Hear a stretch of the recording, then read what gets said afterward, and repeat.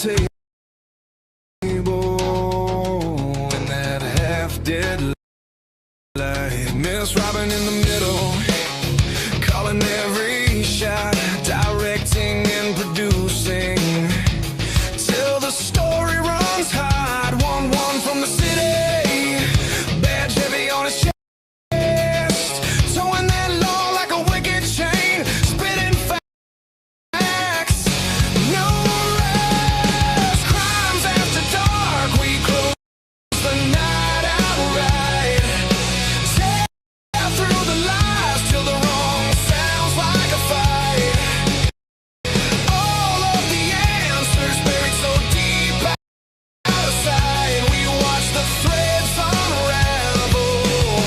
We watch the threads ignite.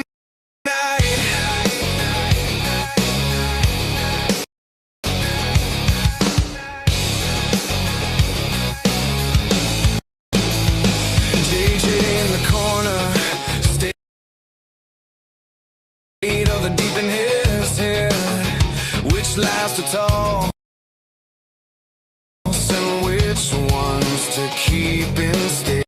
They go from the cafe, says forget about it, leans back, spins his thoughts like a blade, cutting holes in the track. Lee at the front, head advocate, steady stare, every word like a warning, every silence a dare. All of them leaning in, clock crawling, eyes bright. Every secret feels louder than the buzzing of the night. Crimes after dark, we close the night outright. Tear through the lies till the wrong sounds like a fight. All of the answers buried so deep out of sight. We watch the threads unravel. We watch the threads ignite.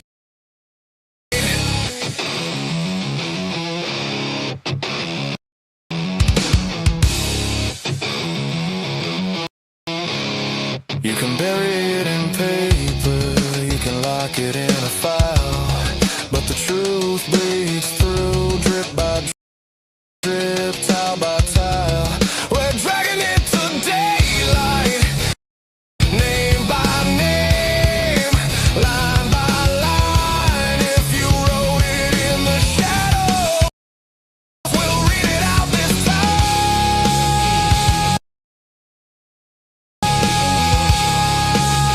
Yeah.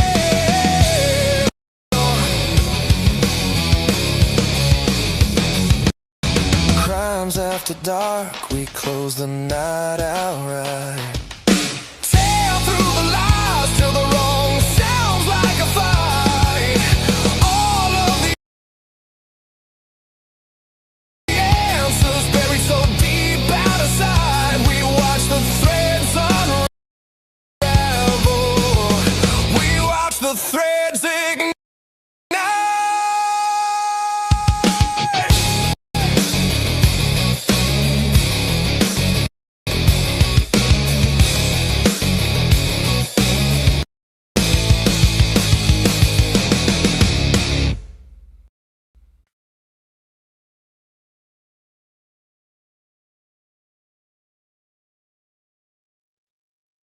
Well, hello out there, everyone.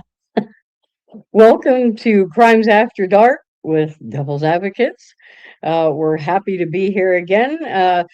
Sorry for how choppy that song was. I don't know. We're having some storms here, so maybe something going on. So hopefully StreamYard stays steady and doesn't just go out. Hopefully, we're not going to have a problem with the internet or anything. So, but welcome on in, everyone. It's great to see everyone.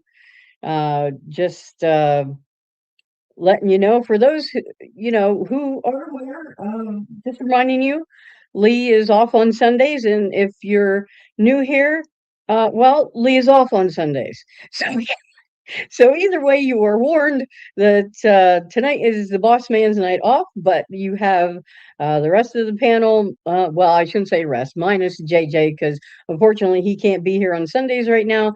But you have myself, the amazing 1-1, You have Logan from Bronx Tales, True Crime, and of course Sir Dego from True Crime Cafe. So we will be with you this evening. Tonight kicks off our deep dive into the JON BONET Ramsey case. Last week we finished up with looking into the death of Princess Diana, and that was a really fascinating series to go through with the panel and with all of you out there, of course. So we appreciate all of you guys who tune in on Sundays. Whether you're live or if you're on the replay crew, we appreciate the support either way. So, but all right, so I'm going to go ahead and start bringing up our panelists, and let's start off with Miss Logan. How are you? I'm so good. How are you? I'm doing well, thank you. How was your Good. Sunday today? Anything interesting going on? It's been so good, actually. Bronx and I went on about a little over 2-hour hike earlier today, so Oh, we really nice. enjoyed that. I didn't do it for me; I did it for him because he needed it. My hip hurts like heck because my mattress or my bed frame broke this week, and it won't Oh, stay put. So my hip's been hurting, but it's not my world; it's his. I'm just here living in it. right. Oh my gosh. Well, I'm sorry to hear that about your bed and your hip. I know how that is. That's no fun. So hopefully you'll be able to get that. And you know what? Beds are so expensive. Yeah, makes me realize I'm not young anymore. Oh man, I'll tell you. And gone are the days when I could just put a box spring and a mattress on the floor and just call Oh that good. no, no way. No way. When I was a young pup, yes, that was no. In fact, I preferred it that I was 15, 16 or whatever. But no, not at 54. So no. Nope, my body is old and crickety crackety, and one small little broken board is going to change my whole life, so I better get it fixed. Yeah, yep. I've been there, done that. Those boards, I'll tell you, sometimes they don't hold up all that great. So. Nope. Oh my goodness. I'm gonna go ahead and get rid of that so that I can add Sir Dego to the stage. How are you, sir? Whoa. Good evening. Whoa. Good to see Hello. you. So you got the princess and the pea syndrome going on, huh? Yeah. Remember that story? It reminded me of that when you started talking about it. I'm okay. Good to see you ladies today. I hope you're having a great day and an awesome weekend. Hope we're looking forward to this as well. Should be interesting. I think every one of us in the true crime world has looked at, thought about, or looked into this story at least once. So, um, Yeah, definitely interested to get involved in this. So I'm kind of excited for this. It's great to do it with you guys as always, and it's great to yeah, have everybody here tonight within the community. Thank you guys for joining us for this. So yes. We are definitely excited and so glad that all of you out there are along with us on the journey. So I shall go ahead and bring up Sir One. Where'd he go? There he is. I got so much stuff loaded backstage. Hello, One. Captain Hello. 1-1. Evening. Oh no. You guys and your toys. How is everyone? I gotta get one of those. Good, how are you? So, well, I can't really walk too well right now. Uh-oh. So I have my own issues. So Logan said her bed like broke or whatever, and I that will be really hard on your back, and you definitely got to get that fixed. Oh yeah. So as you know, I have little ones. You know, I have a 2-year-old, Yes. and I have soon to be a 6-year-old. So he my son gets never ending birthday parties and all the stuff that they get invited to. So he had a party today to attend, and it's basically uh like a gymnastics place that has all those jumpy things and I don't know, those big blow up, like I Yeah, don't the know what bouncy what house you stuff. bouncy Yeah. houses and so the kids they wanted me to chase them and start jumping on the bouncy things, and they kept saying jump higher, higher, higher. I'm like, okay, so I kept doing that, but the bottom of my legs, I don't think liked it too much. So Nice. I'm feeling it. I am feeling it. Yeah, that's probably not something I don't anticipate that you do that at work too much. So No, yeah, not that kind. oh But it's boy, fun. It's fun. they're keeping you young. That's what it is. One. They're gonna keep you Yeah. young. Well, try to keep me young, but And just making you realize all the things that now hurt when you do them that didn't yes. before. Oh yes. Yeah. Oh my gosh. That's cute. Oh boy. Okay. But it Well, was fun. It's fun times. I don't know. yeah, and those are the kind of things that they're going to remember and you're going to remember, so that you're creating some good Yeah, memories there. So I'm that's always great. those, I'm always a kid at heart with those things. So yeah, I know I might be new captain in NYPD. I've always loved playing like video games and all that stuff. And when it comes to like running around and playing tag and playing water guns and all that stuff, so like at the party, there's like a group of parents. They're like whatever yapping about whatever bullshit nonsense, taxes and who cares, like boring stuff. And I'm like jumping around bouncy houses. They probably think I'm a fucking lunatic, but I don't care. No, you're the fun dad.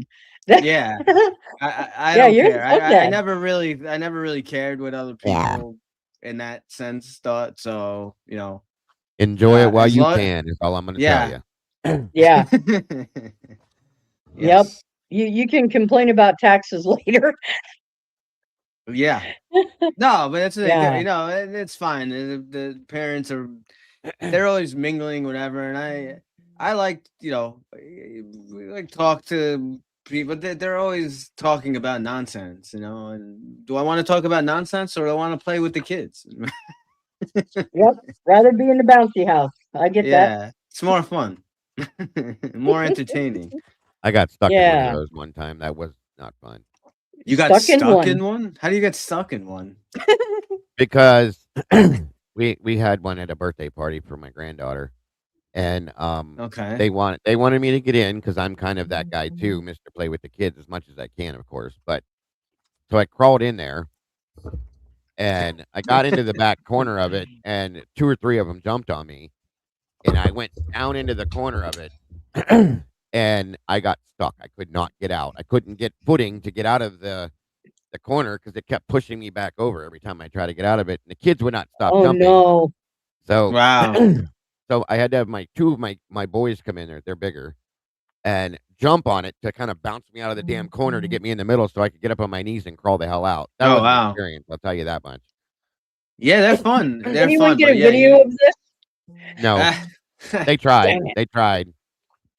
Yeah, You, I've been in all that fun stuff. That the balls, how you get in the balls. Yeah, So we have a you place out definitely, here called. Yeah. You definitely got to be You definitely got to be careful with with the bouncy things, because if you're not careful, you can bounce on. You got to be careful with your neck and everything. So Yeah. you definitely can yeah. get. That's why they make you sign like waivers, like, yeah, we're not responsible if you twist your left nut, if you do this, if you do that.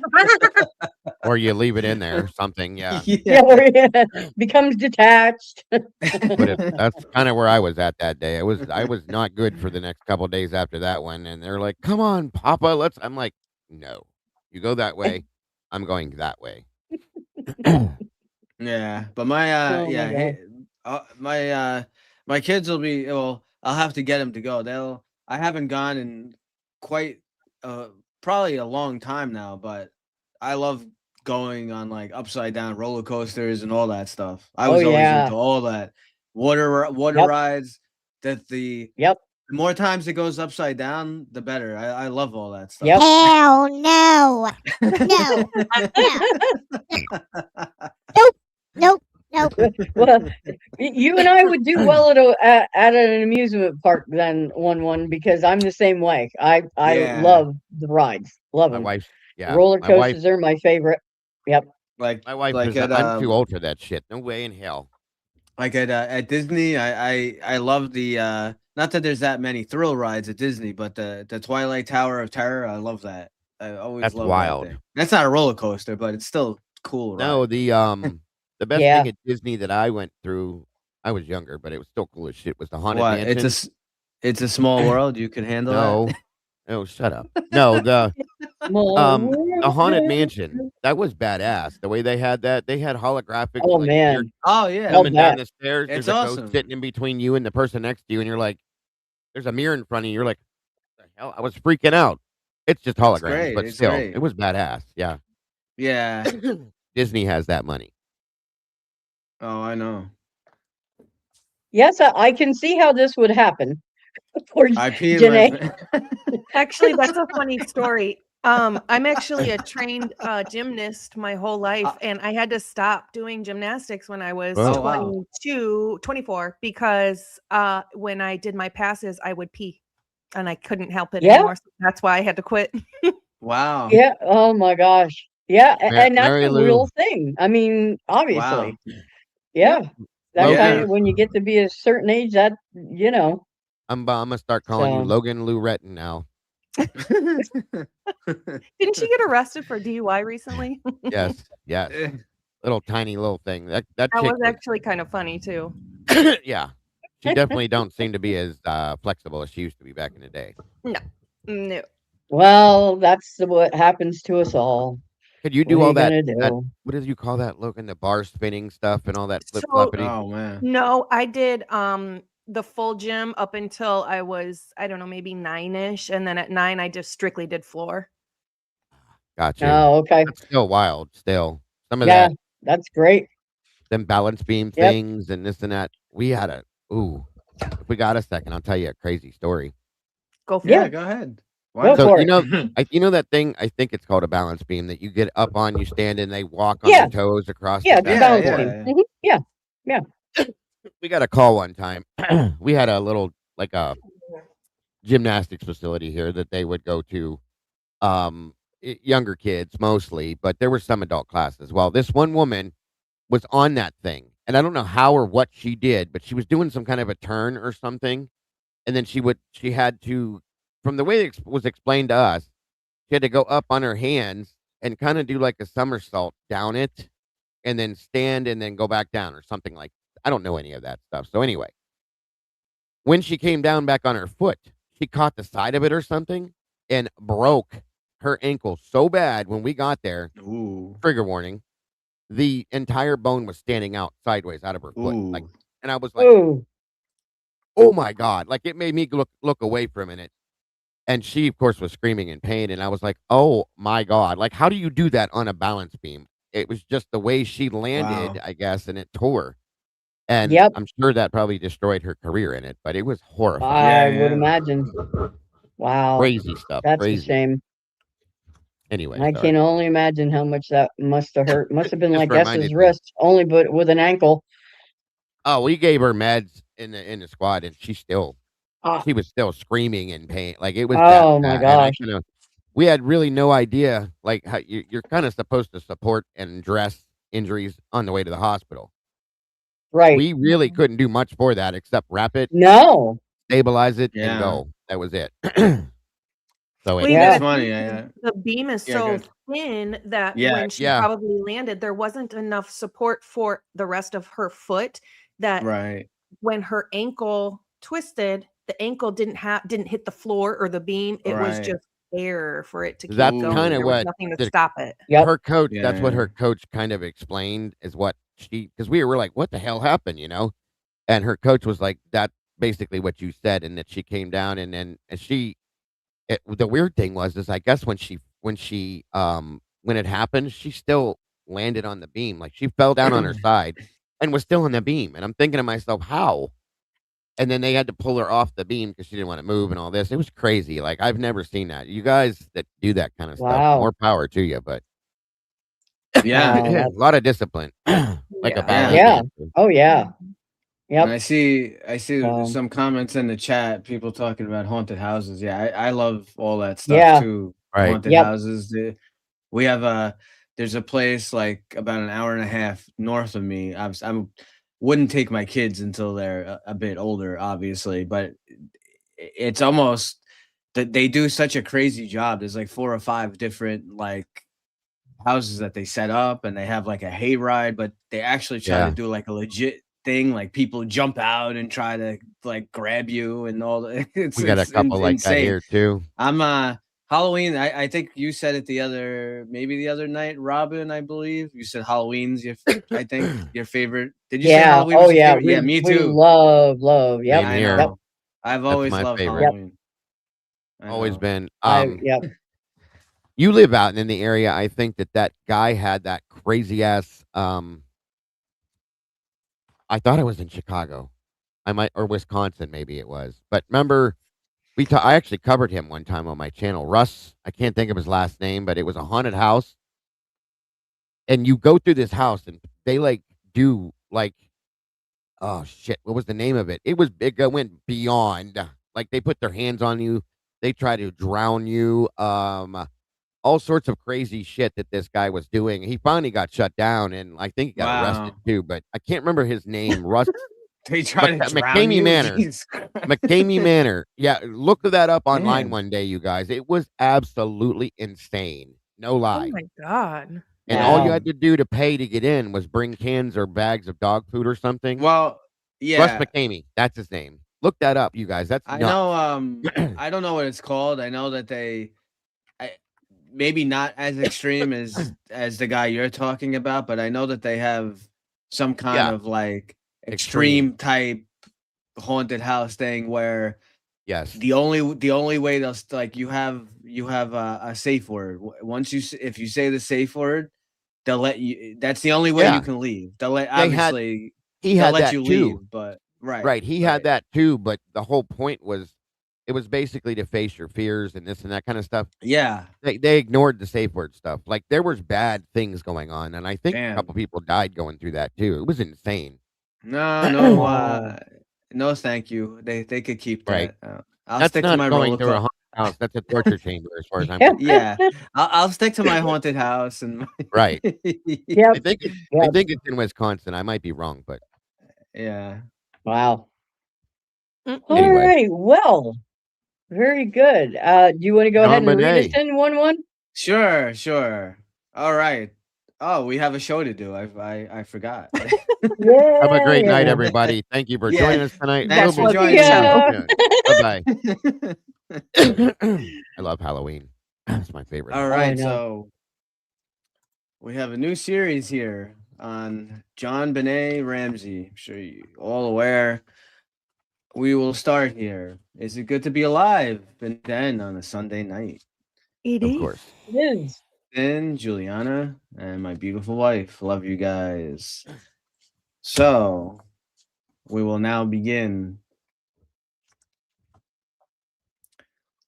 the case that refuses to stay buried.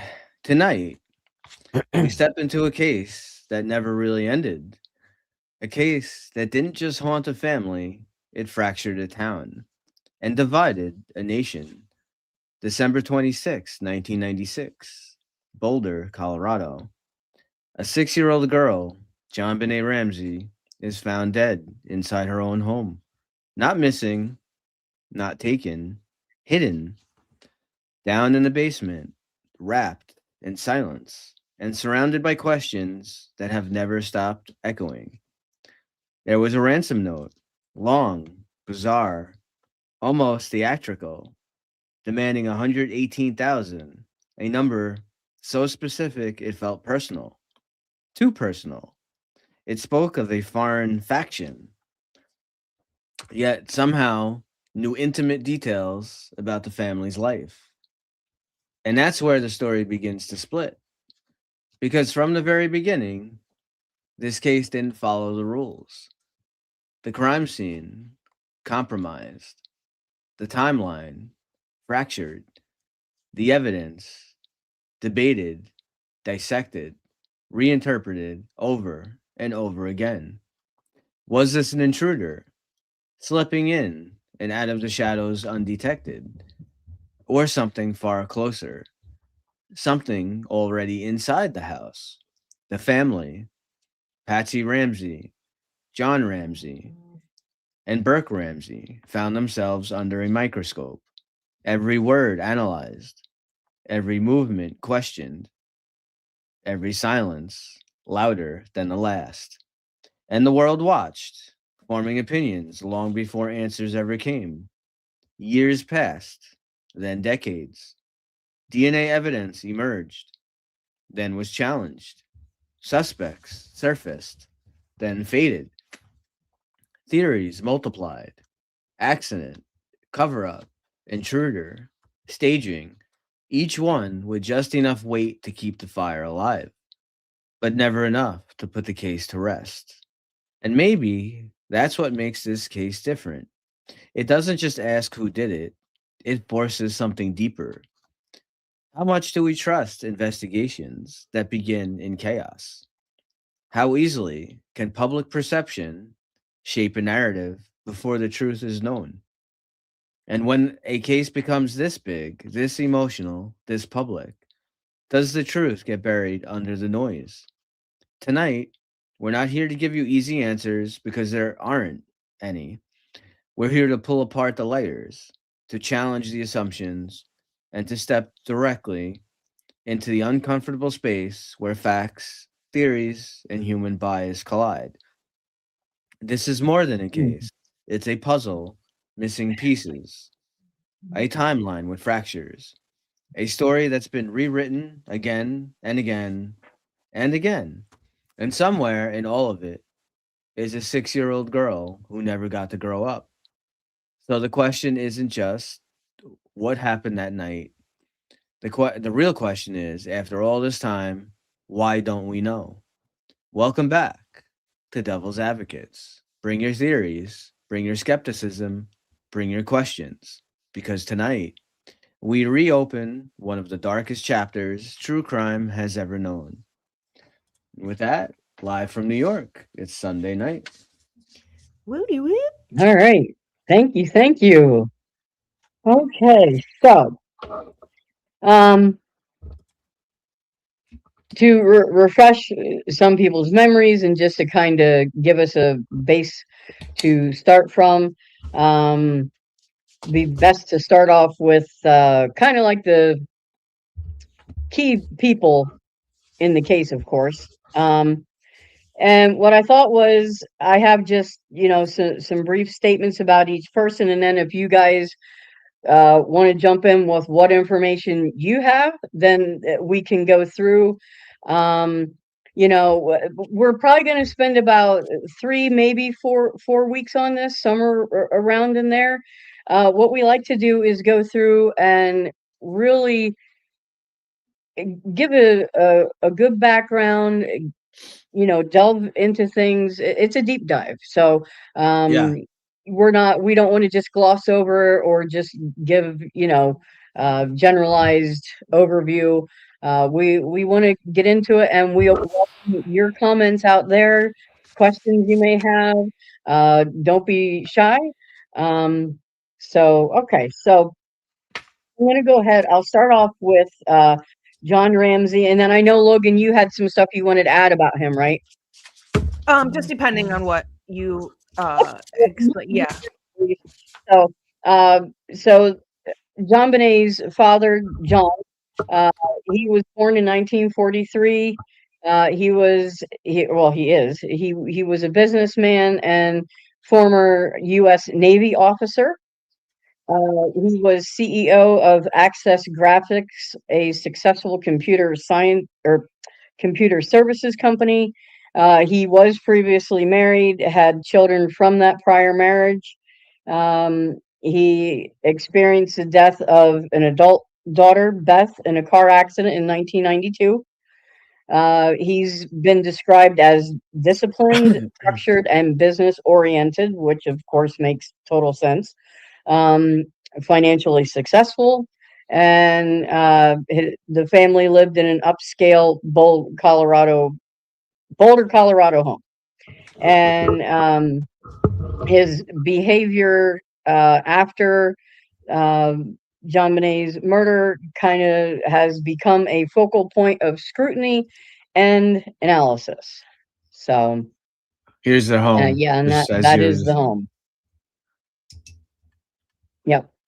So okay. And what else did you have, Logan? Go right on ahead there.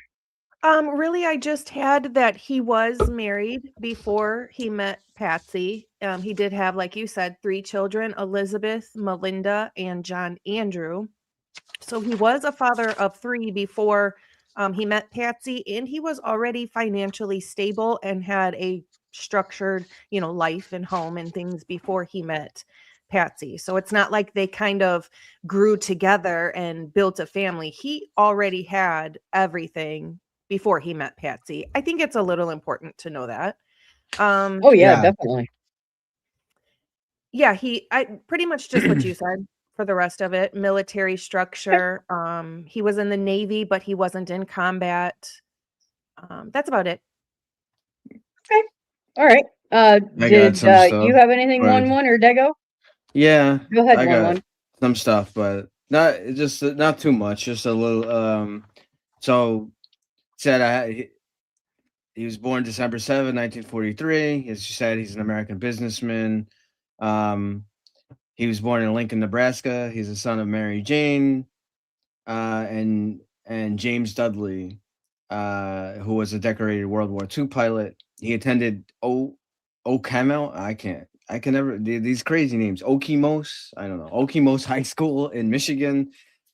In 1966, he graduated from Michigan State University, MSU. Okemos. Okemos. Okemos. Thank Okemos? you. Okay. With a bachelor's degree in electrical engineering, Ramsey earned a master's degree in business administration from MSU in 1971. As just previously stated, he joined the Navy in 1966. He served as a civil engineer corps officer in the Philippines for 3 years, and in Atlanta Reserve Unit for an additional 8 years. 1989, Ramsey formed the Advanced Product Group, which is one of 3 companies that merged to become Access Graphics. He became president and chief executive officer of Access Graphics, which is a computer services company that became a subsidiary of Lockheed Martin in 1991. I'm sure everyone is aware of Lockheed Martin, very well known. Sorry. In 1996, Access Graphics grossed over $1 billion, and Ramsey was named Entrepreneur of the Year by the Boulder Chamber of Commerce. Immediately following the murder of his daughter, he was temporarily replaced, so the company did not have to bother him about business matters as he grieved. Ramsey, along with his wife Patsy and young son Burke, moved back to Atlanta shortly thereafter, and Access Graphics was later sold to General Electric in 1997. What else?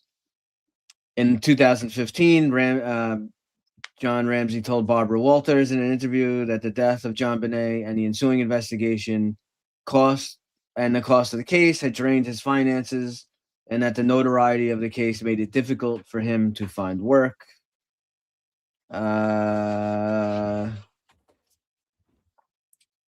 What else? That's all I really. Do I have anything?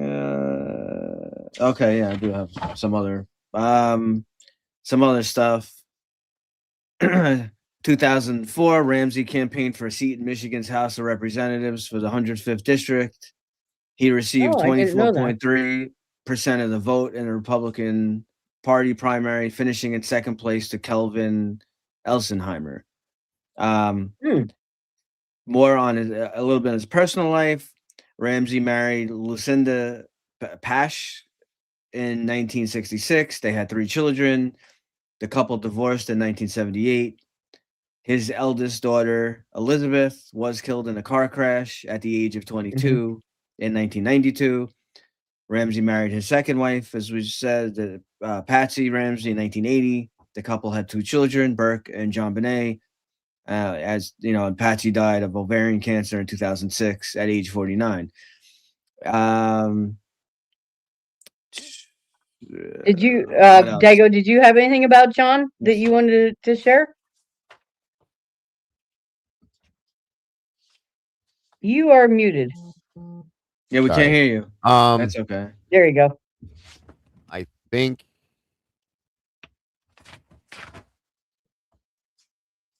you already covered them moving to. Yeah, you covered everything. Yeah. On that I had Okay. too. So, Yeah. Yeah, I mean, um, right, and then I have some other stuff, but some other stuff I have is kind of like jumping ahead about grand jury stuff Yeah. and other stuff. I most don't know if we everything wanna I go have on. is about the investigation too, Yeah. and the autopsy, the ransom note, the eyewitnesses, the body Yeah, discovery, that's and all the I. That's 911 all I call. really have. Yeah, that's all I have really Yeah. on John Bonet. I don't Okay. know if anyone else has Okay. Logan, anything more. you got anything about John Logan besides what we I'm said? good. Yeah, she Oh, already, no. yeah, Yeah. Oh, okay, sorry, okay. Robin. No, that's okay. Okay, so then we can move on to Patsy. She was Sure. born in 1956. Former beauty queen. She was Miss West Virginia in 1977. She studied journalism, and she was known for a strong social presence, deeply involved in community, church, and social events. Diagnosed with ovarian cancer in the early 1990s and underwent treatment. She played a central role in John Bonet's participation in pageants, of course. She was known for perfectionism and attention to presentation, and she authored or believed, speculated to have authored the ransom note, which became a major investigative focus, of course. Yes. Yeah. I think. Yeah. Is that all you were saying, or? Yeah, that's all Oh, I have on Patsy right now. Yeah. okay. I do have a little bit on Patsy. I don't know. It's up to Okay. you guys. Do you guys want me to Yeah, throw go that right in there? ahead. Yeah, go ahead. Yeah, definitely. I don't know if you said it already. It said that Patsy was 23 when she married John on November 5th of 1980. He had 3 children. We all know this already from his first marriage, Lucinda Posh, from 66 through 78. Again, we all know this, which ended in divorce, so on and so forth. And then it says, there were a lot of that Patsy put forth a whole lot of defamation lawsuits before her death, so on and so forth, that she put out, defamation of character. People, as we all know, many people accused Patsy of being responsible for what happened with John Bonet, unfortunately, because of the Right. type of person everybody believed her to be, because of um the pageants and the way that Patsy seemed to present herself to the public, so on and so forth. Um, th- Basically, that's really what there is in it, from what I had on this side of things, was that there were several defamation lawsuits proceeded through the courts since John Bonet's death. Lynn Wood was the plaintiff's lead attorney for John and Patsy, and for their son Burke, of course, and had prosecuted defamation claims on their behalf against the St. Martin's Press, Time Incorporated, the Fox News Channel, American Media Incorporated, Star, The Globe, Court TV, and the New York Post. John and Patsy were also sued in 2 separate defamation lawsuits arising from the publication of their book, which I don't know if that was talked about or not. It's called The Death of Innocence, brought by 2 individuals named in the book as having been investigated by the Boulder police, excuse me, as suspects in John Bonet's death. The Ramseys were defended in those lawsuits again by same attorney Lynn Wood, and 3 other Atlanta attorneys, James Rolls, Eric Schroeder, and S. Derek Bauer. S. Derek Bauer is a very controversial attorney, if you look into him, who obtained dismissal of both lawsuits in an in-depth decision. The U.S. District Court Judge Julie Carnes ruled that abundant evidence in the homicide case pointed to an intruder having committed the crime, while virtually no evidence implicated the Ramseys. And that stuff is what we're going to get into down the road. There's so much of it that goes into that aspect. And then again, as we know, Patsy was diagnosed with stage 4 ovarian cancer in 93 at 36 years old. After the treatment, she remained in remission for 9 years until the cancer reoccurred in '02, as we know. And she died at 49, we just talked about, on June 24th of '06 at her father's home with her husband by her side.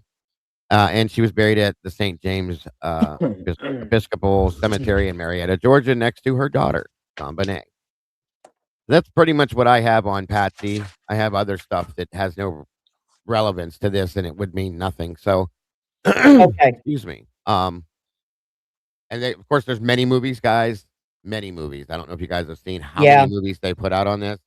It's insane. There's good ones and bad ones too.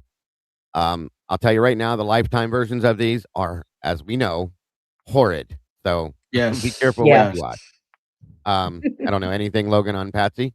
Yeah. So first of all, thank you, Conspirelink, for the super sticker, $4.99. We appreciate you so much.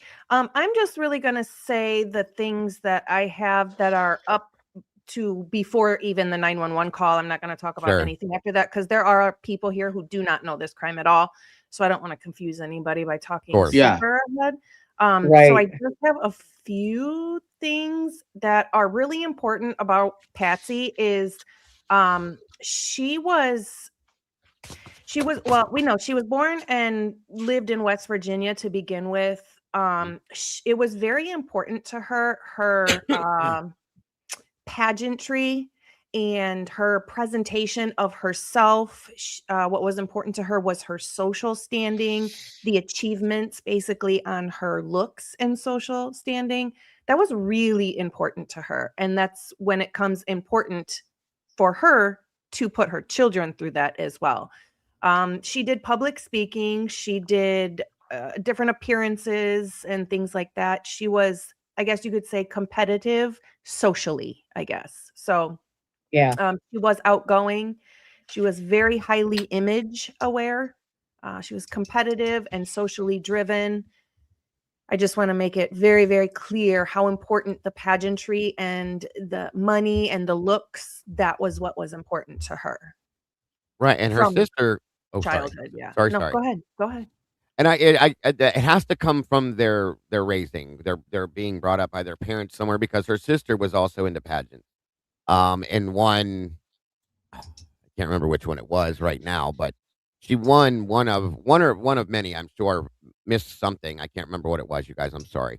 But again, it kind of plays to the fact that they were brought up this way somehow. The vanity, the like Logan said, it's all about appearances and how you look and present yourself and all that kind of stuff. Almost it reminds me, since we covered Diana, almost to the royal aspect of the way people presented themselves. Like, you have to be this way or no way. You know what I mean? So yeah, it just says that her sister's Right. doing it too. I gotta imagine the parents were some way, and this is probably what instilled it in Patty's mind, in my opinion. So Yeah.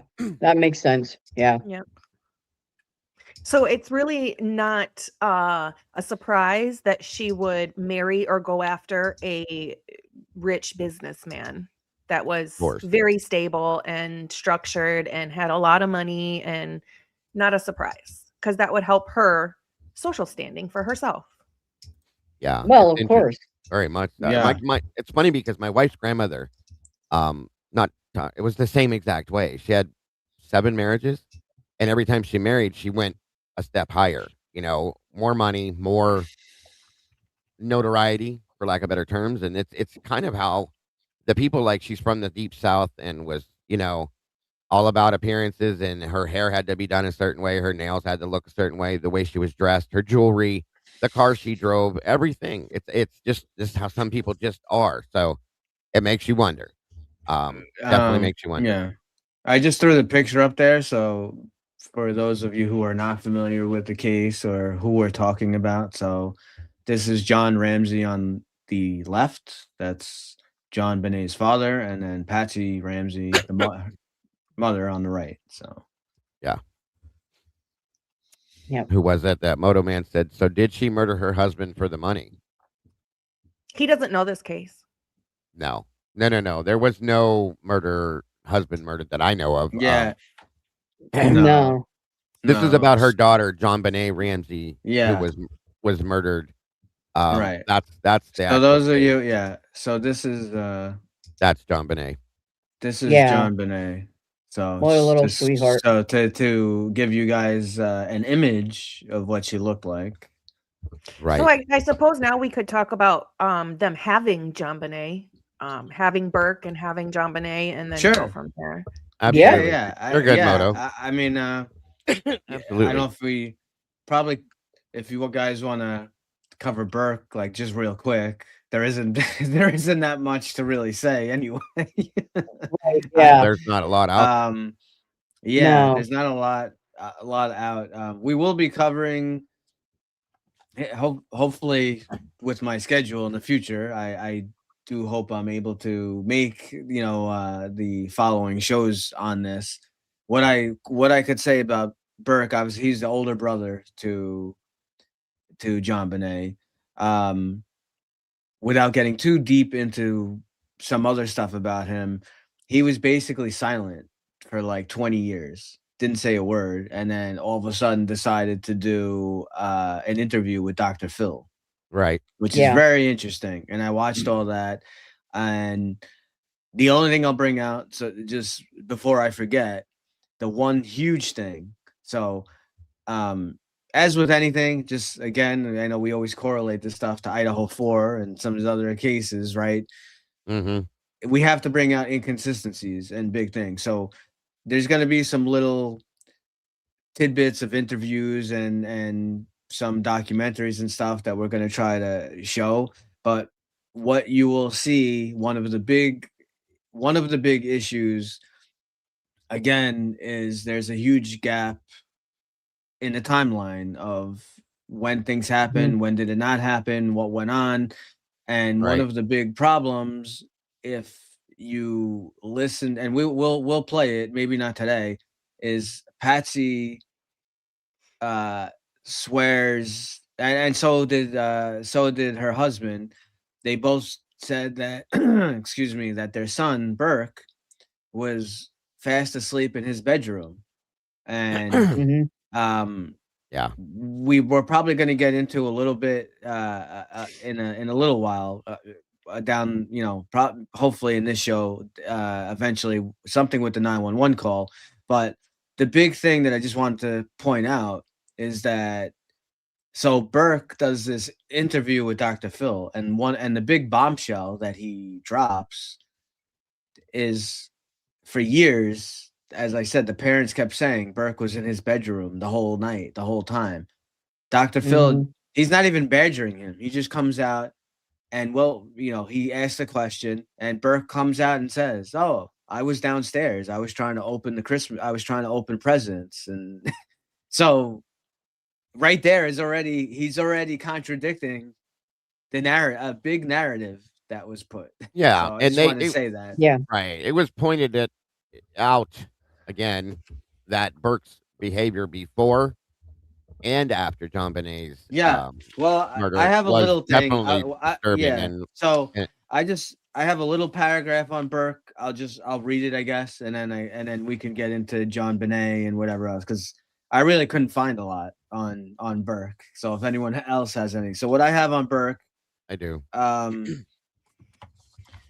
Burke Ramsey was supposedly known to have a history of scatological problems and an unfavorable attitude towards his baby sister, John Bonet. Apparently, there were a few incidents that occurred before her death, which highlight how untoward his behavior was. According to an interview investigators had with Ramsey's housekeeper, Linda Hoffman Pugh, I think that's how you say it, she recalled discovering a grapefruit-sized bowl of fecal matter in John Bonet's bed that supposedly belonged to Burke.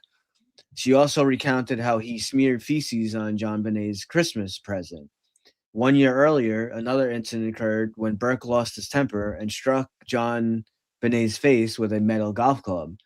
She didn't suffer from major injuries, however, her face was scarred for quite some time. According to behavioral experts, Burke had mental issues around the time of her death. Dr. Werner Spitz, a forensic pathologist featured in the ABC documentary, stated the brother is not exactly thinking straight. The behavior is of somebody who's got a problem. If Burke was capable of aggressive and malicious behavior towards his sister in the past, then he'd probably be capable of hitting her with a flashlight in retaliation. Children learn from past first-hand experiences and are known to act before they think. Therefore, it's plausible for Burke to assume that a flashlight wouldn't do much harm to John Benet's head if a metal golf club didn't. So, again, we're not making accusations. This is from whatever this Dr. Werner Spitz is just putting out there. So apparently Burke did have some kind of, children fight, and wrestle and all that. But it does seem like maybe he did have a little more than just a normal kids fighting stuff. I don't know. I mean, Dago, I don't know. You want to chime in on that? You I have a mean- bunch. I know you got 24 kids, so. I mean, I don't. There's some stuff that I'll get into about him when we get Mhm. down a little bit further. I kind of want to, or I think that we probably should. I guess there's a lot of people I think that don't know this case. As I was looking at chat, so on and so forth. So maybe Mm-hmm. go forth with set the foundation for Jean Bonnet, her being brought into the world, all that other fun stuff and all that. Go Sure. forward there because I think I was reading the stuff I have about Burke and it could be confusing if we go. Yeah. You know what I mean? It's like Yeah. overlap. Well, I Yeah. just wanted to You have a wanted to good mention point. him. Yeah, I of just course. wanted No, to you made mention a very him, good point. that's really Um, that's all I really have on him. Yeah.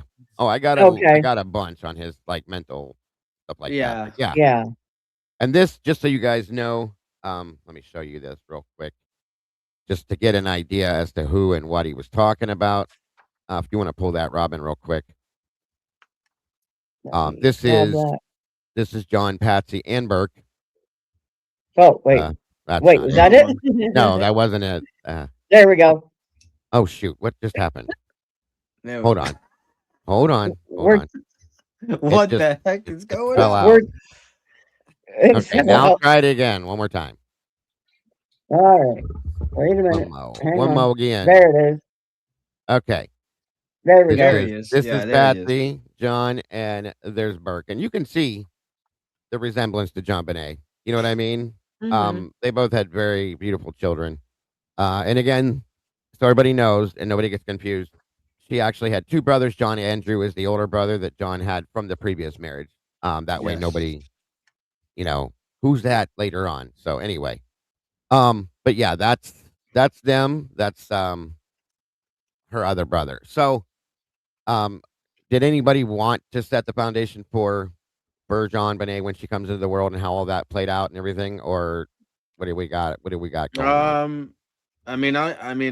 I have a small little thing. I'll read it quick, and then anyone else who wants, or Logan, I don't if you want Go to. ahead.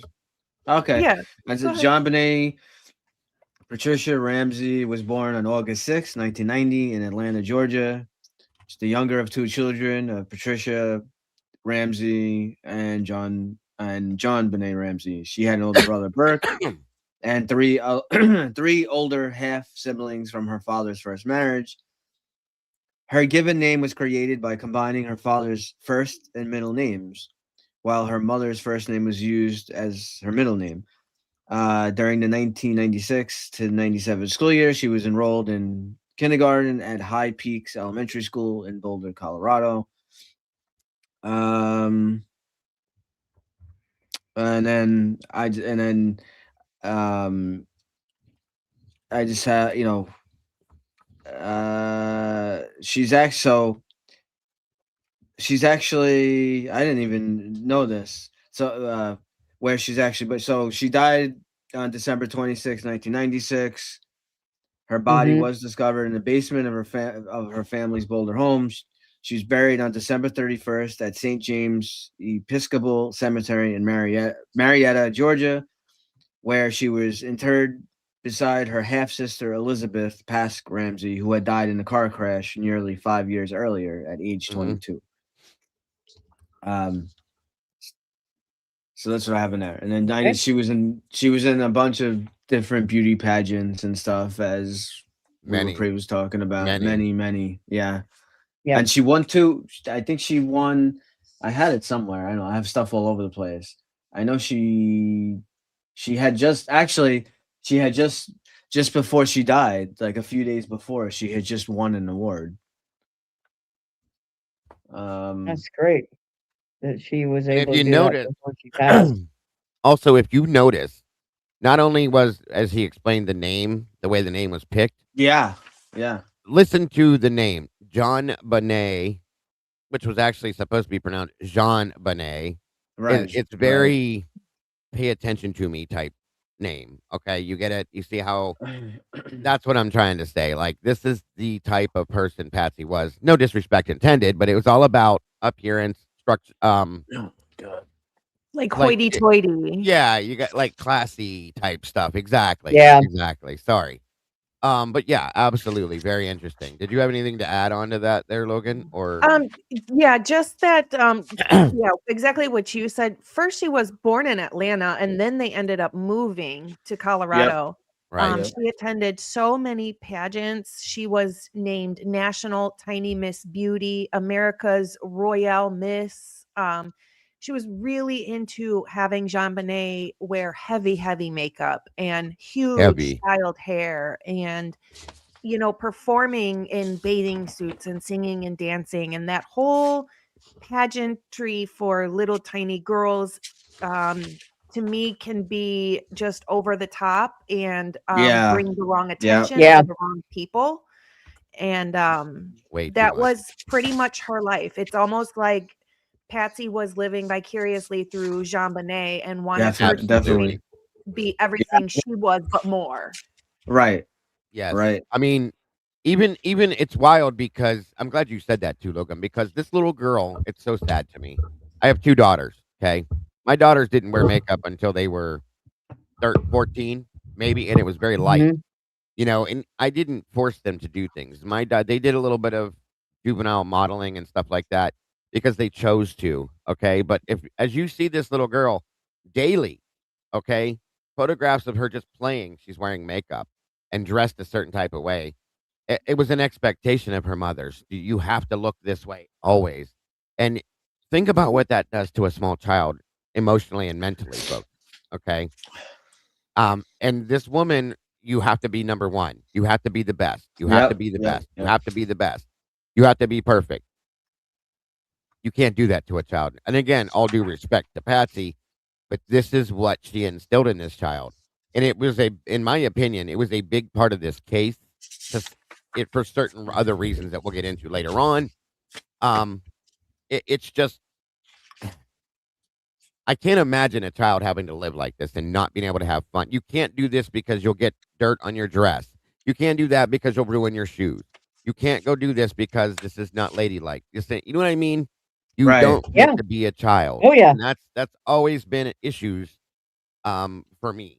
So Yeah, saying. you can't And you brought up because if you scab your knee, then you have to wear a bathing suit in this Yeah. competition, and then you'll have a scab on your knee. Right. I also want to say thank you to Conspiraling. She says her fur babies, Bricky Bobby Brown and Gio McQueen, say hi to Bronx. So we appreciate you so much. And yes, thank you. All your support is great. Dago, and you guys, and Logan talking about that, about trying to like instill in her, like, there's nothing wrong about striving to be the best.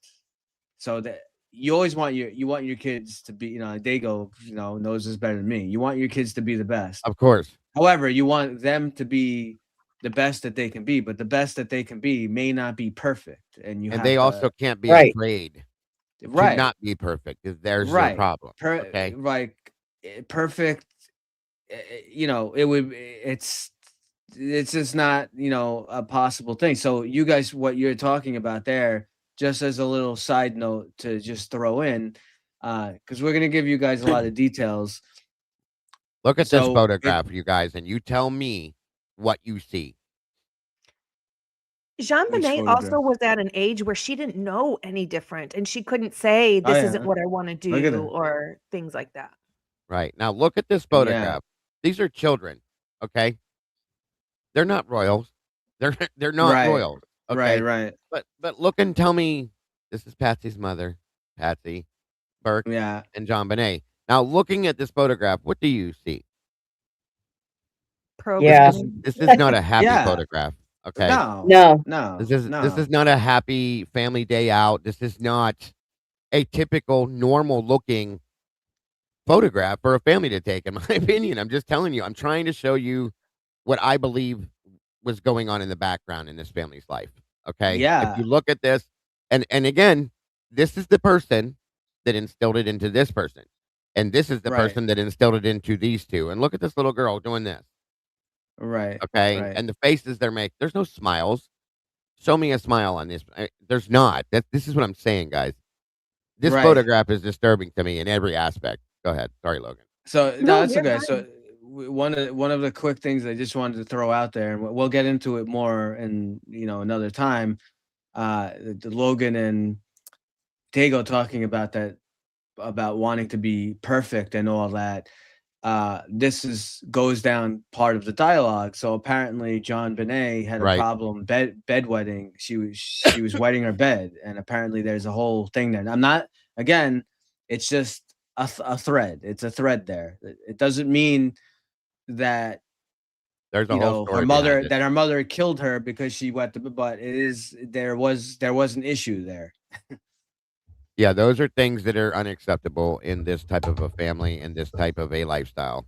Just so you guys know, and there's many things like that that were like that. So I do want to point out that around this time that like this picture would have been taken, if you go back in time, and the way I describe this, you might be able to remember it either in your own family or walking into somebody else's house. A lot of times the family pictures that would be hanging on the wall would be like the little girl like this laying on her stomach with her feet kicked up in the back, crisscrossed, the brother kind of yes, leaning over, and then the parents, the right. guy might have his knee out and the mom sitting on the knee. It was kind of like happy. So this kind of reminds me, it's very, very different. So I'm Yes, trying to feel like maybe Yeah, she was trying to it be is. artsy It is. with this. Like, I want a big black and white that looks like a, ritzy family for my front foyer type of photo. The, I don't know. I think the maybe she way was trying to be different with this photo.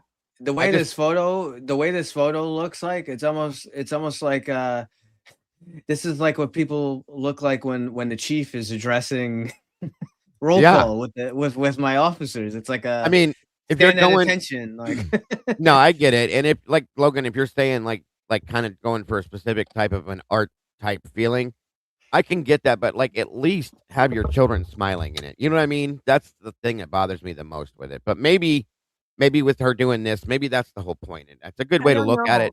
Yeah. This was something I was going to mention, is the fact it looks like they're going for like a 1920s, Yeah, yeah, 1910, somewhere around in there. And back then they didn't smile in which is a good photographs. So point. Good point. yeah, if Patsy was trying to be authentic to the time period that they were dressing in, then she probably would have told the kids, don't smile. But to me, I Yeah, wouldn't have been able to tell them not to smile. I would have been like, yeah. could to be. me, I would have had the whole family smiling regardless of the time period. Sure, But I sure. would so I don't know if there's anyone out there who knows anything about this photo. That would be interesting to me to know what the mindset was when this photo was taken. So if anybody out Yeah. there knows, that would be very interesting to me to know. What were you saying, Logan? And I agree with talking that, about Robin. I it. would like to know too. Sorry, Logan. No, you're fine. Yeah, Tomboy, that's right. Uh, She was diagnosed with a small bladder. That's why she had the issue bedwetting. They said that was claimed after the fact. She had a cutoff time of 6 p.m. for liquids before bed. And I'm not trying to listen. I don't want anybody to take me this way either. I'm not trying to say Patsy was a bad person. Don't take me that way. Okay. right. By no means am I saying that. What I'm saying is that this is Nidra. I think everything that Nidra instilled in Patsy growing up reflected back onto John Bonet, okay? In Hmm. some aspect. So we don't know what went on in their private life behind, closed doors, this and everything else. Of course, there's rumors and all that kind of stuff, but we don't know. We weren't there. So I don't want to come off like I'm completely attacking Patsy for this. I know it probably sounds that way. I've Yeah. never been a fan of little girls having to do these pageants because I've seen them. Yeah. Um, No, I I don't I care for have that either, really. Because I there's have a no way to do it without I them being they get over sexualized. That's the well, I problem. was gonna say that I have a buddy whose ex-wife put his daughter through these, and I couldn't even watch them. It was just horrifying to see some of the things they Yeah. did, and I have issues with it, so that's probably why I'm coming off that way, so please excuse that. Yeah. I think Yeah. No, that that's okay. Patsy raised her daughter in the only way she knew. That Sure. was all she knew for her life too. Right. So I don't necessarily know if it was coming from a bad place. I think it was Right. just all she knew. And that's what we know, that's very true. We don't know how to r like, listen, I've said this for years. Kids don't come with handbooks. They don't. They don't come with a set of instructions. You do the best you can based on how you were raised, you know, and Yeah. Yeah. my mother was a very strict mother. She was a nurse. She was very kind of this way in some senses, you know, you do it this way, that way, or no way. And I tried to be different raising my kids. I gave them more leeway, more space. I'll put it that way to make mistakes. I didn't get that. I was not given that option. So in turn, you know, that's a big point within it. We don't know. We can't know. So Logan's absolutely right. Like you do the best you can as a mother based on what you know, how you were raised, what you were taught, so on and so forth. Like I said, there's no handbook, there's no set of instructions. It just happens, you know. So that's a very good point. That way it doesn't get Yeah. taken directly that way. So You know, and it this goes down the path too. It you know, you have here's a better you photo. have yeah, you have all these child actors and actresses as well, similar kind of thing. They kind of I agree with Logan 100% that her mother was trying to relive through her daughter, and Patsy Yeah. she won some pageants and Vicariously. stuff herself. She was trying to, you know, she was trying to do what she learned, what she Right. knew. But by doing some of the stuff, and listen, I understand. We all understand some of the stuff, like Tiger Woods like playing golf, starting to play golf when he's 3 years old, and Logan probably, she knows better than all of us. I know some of these women that become like Olympic gymnasts or whatever are doing it at like whatever 3, Yeah. 4, or 5 years old too, right? And Yeah. the practicing, it's amazing what they're able to do, but I think that many people watching them don't realize they get like their childhood robbed from them as well. In They some Sure. really senses, do. yeah. Now Yeah. this And the pressure is they become like experts or whatever at the field, but at what sacrifice, you know? right. Sure. This photograph I threw back here shows you, and this kind of plays to what Logan said, which maybe it was an artistic style photograph, which makes more sense. This looks more normal to me. This is a family photograph. Yes. This is Yes. John and Burke Yeah. and the older boy, John Andrew. There's Patsy. There's little John Bonet, and I'm not sure who that is right out of the gate. I think that was his sister. One of the other stepkids or something like that from Right. his previous marriage. But anyway, they're all smiling. They all look like they're having Yeah. a family day out. This is more what I've always thought. You know what I'm saying? A family Yeah. should look. Right. So that What you makes sense, expect to Logan. And see. yeah, and I'm glad you kind of threw that out there, Logan, because when that photograph always bothered me. It always bothered me. Like that's kind of disturbing. So I never thought of it on that level, and that's a good point to Yeah. make. So there you go, Well, and guys. I'm sure, some news outlets at the time, if they wanted to paint a specific narrative, they would use Yes. just that picture too. Or, like you can use it either way. I do have to say that a friend of my family who lives in a different state adopted 2 kids, a boy and a girl. The girl is Mhm. her first name is my last name. She was named after us. So she is like 6, and nobody in their family ever did pageants or anything like that. She does them. She wins every dang time. She's so good. She loves it. And it's not really weird at all. Like, she does full makeup and stuff like that. And she's so good that she's like 6 and teaches like 2-year-olds because she loves it so much, just on her own. She did it on her own, asked to be in it on her own. So it is possible for little That's girls different. to Yes. want to That's do it. that Sure. is definitely a different. That's, by the way, that'd be a really pretty first name to have for a girl. I like that. She's so cute. If a child wants to do it, they ask you, "Can I do this, mommy, please?" or "Daddy, can I do Mhm. this? Can I do that?" That's different to me completely.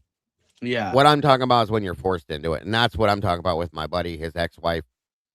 She forced it down her throat, Mhm. and again, she never did it when she was younger, and I think, like, she was trying to live vicariously through her daughter, and it her daughter hates it.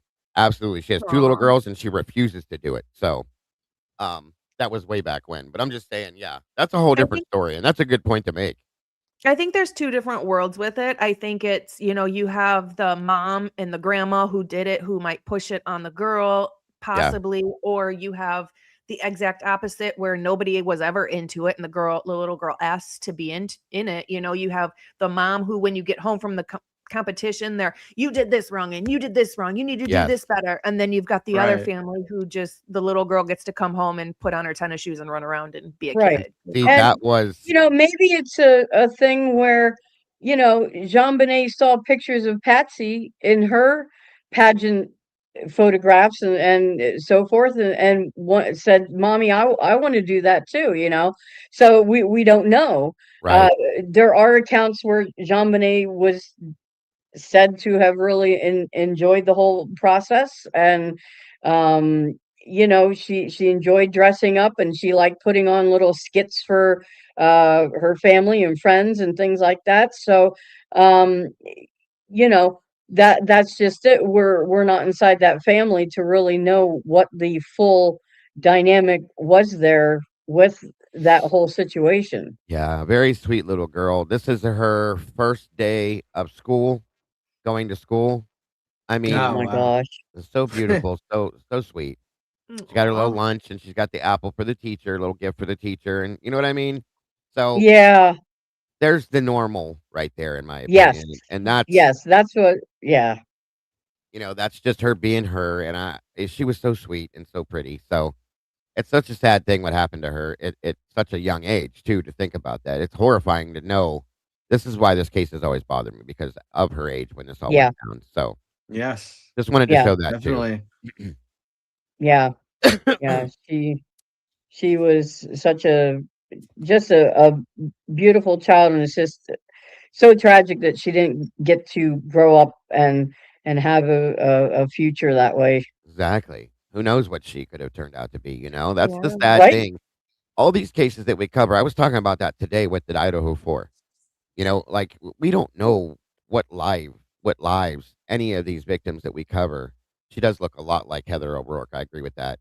What these kids' lives would have been when they grew up and became somebody, something. And there's no chance to understand or to know that. And that's one of the reasons why I do what I do is because of that. Because it's like you just took everything away from a human being, everything that ever Mhm. could have existed for them.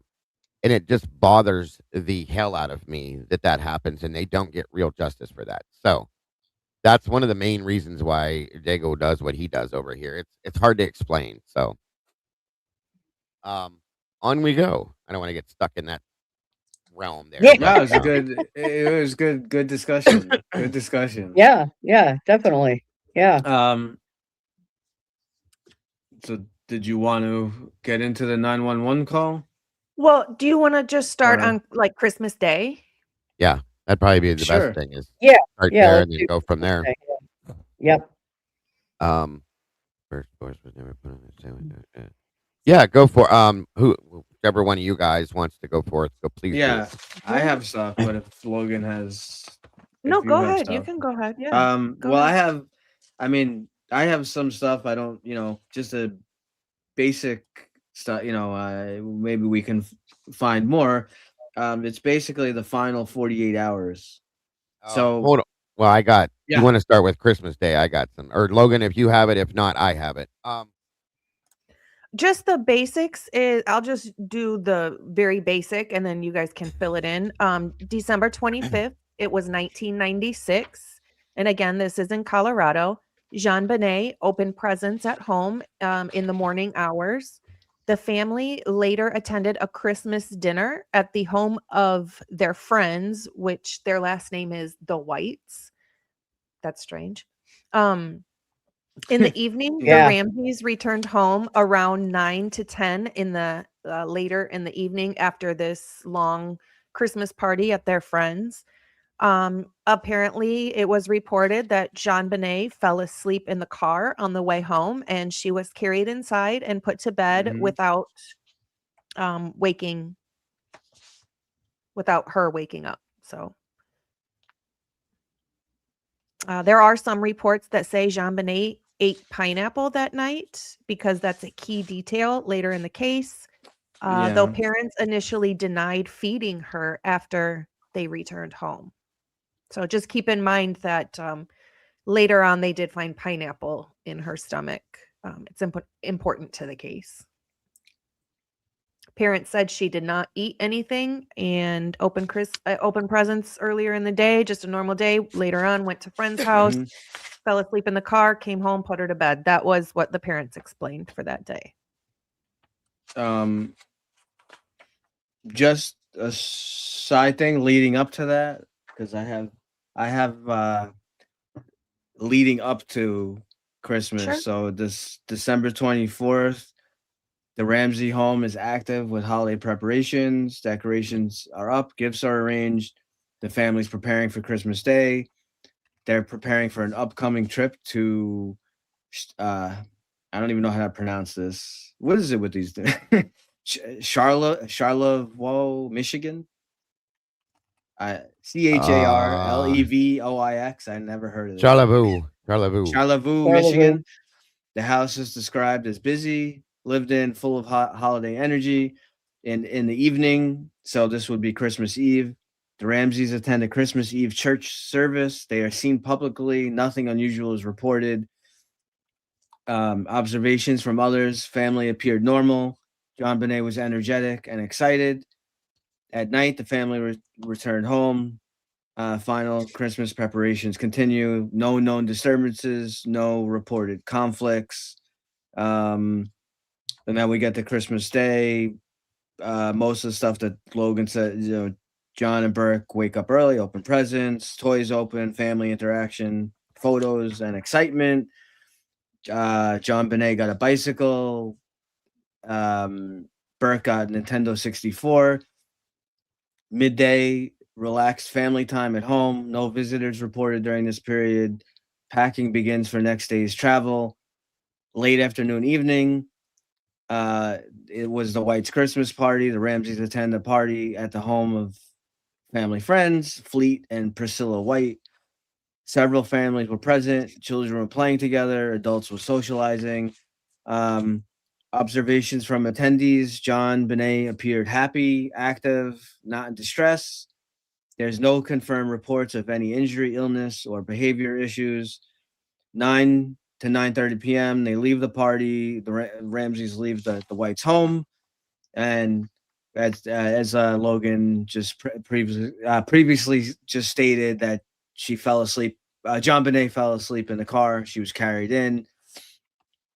Then we return home. Critical window begins 9:30 to 10 p.m. The family arrives back at 755 15th Street. Accounts vary slightly, but apparently she's put to bed without waking fully. Some accounts suggest she was fully asleep. Some say she may have briefly woken up. That's debated a bit here and there. 10 to 10:30 p.m. Patsy Ramsey reportedly changes Jean Bonnet into pajamas, prepares for the next day.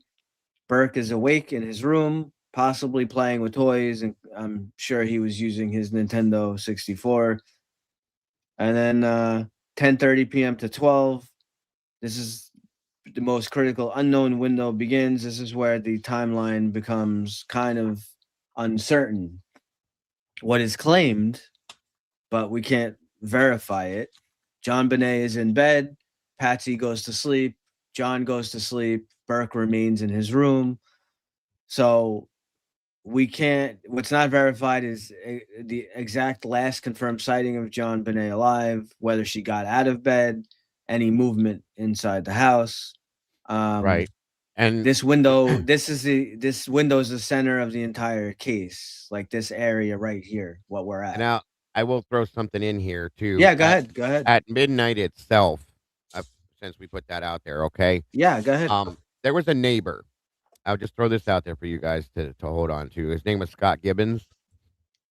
He claimed that at around midnight, while looking from his kitchen window, what he said he claimed he saw from the upper kitchen of the Ramsey residence. There's more than one kitchen. There's a lower and an upper. It was lit up with dim lights. The neighbor, another one by the name of Melody Stanton, reported that when she awoke shortly after midnight to the sound of a child's scream coming from the Ramsey residence. So these are two eyewitness accounts. You guys know how eyewitness accounts go. So Yes. Right. this could be one thing, it could be nothing. I'm just saying, I wanted to throw that out there because of the midnight timeline being thrown up. So I'll just leave that there for that point, and then wherever you guys want to go forward from there, it's up to you. Yeah, no, that was good. That was good. Then I got midnight to 2 a.m. Estimated window of time. This is where it's kind of, we don't know exactly.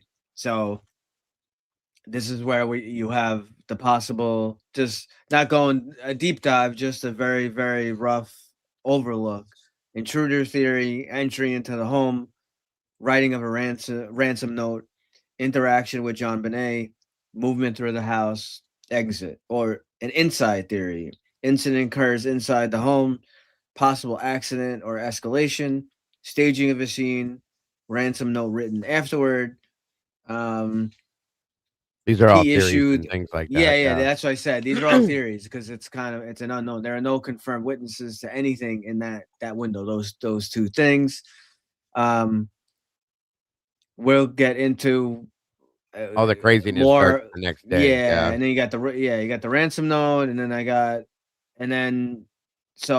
we got December 26, 1996, morning, 5:30 to 5:52. Discovery of the ransom note. Patsy wakes up early, finds the ransom note in the staircase. Immediate reaction, panic, calls 911 at 5:52 a.m. And then we have the 911 call. If you guys, I have it. If you guys want to throw anything else in there, and well, being that you put the ransom note stuff, but when she woke up, Patsy had reported that she found a 2.5-page, handwritten ransom note on their kitchen staircase. The note had demanded, and this is at one point, I should say, mind you, they start looking for her as well. Okay. Like she's not around. They can't find John Bonet, so on and so forth. I wanted to throw that out there at that point. But, yeah. The note demanded US $118,000 for John Bonet's return, which I always thought was crazy because it's a specific amount. $118,000. Can we show the note while you read it? Yeah, if you guys have it. If not, I can pull it up if you don't.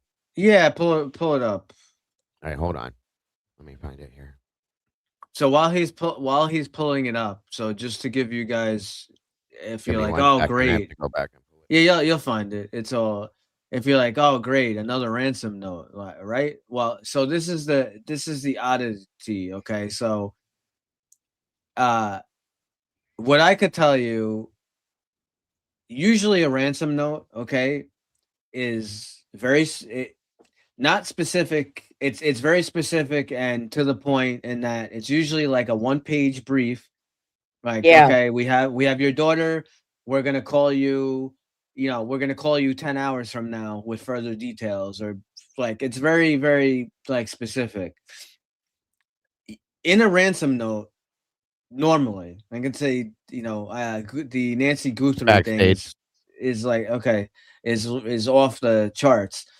You don't have a ransom note normally where someone is going to specifically say, Oh, I want $118,000. That amount is very, very important. Very important. Very, I guess Dago very. will get into it. It's very Yep. odd, and Specific. nor would you think, you know, a 3-page ransom note. So we'll get into a little bit more detail of the ransom note, but I'll just say that from the evidence that they recovered and that they know is that the ransom note was made by the stationery that was from inside the house. Okay, Yeah. it was from inside the house. They know that it was made. So you're going to have to believe that whoever was involved in this, whatever their motive was to do it, that they came in and decided to sit there and write a 3-page ransom note. It's like, just that alone. It's like And off the charts. So and I'll leave it at that. Yeah. it doesn't mean that somebody from inside the house had to write it either. Understand that. That's the thing. Right. Right. So it says the evidence found at the scene, including the ransom note, led one to believe that Patsy and John were involved with their daughter's murder, per se, because of what he just said.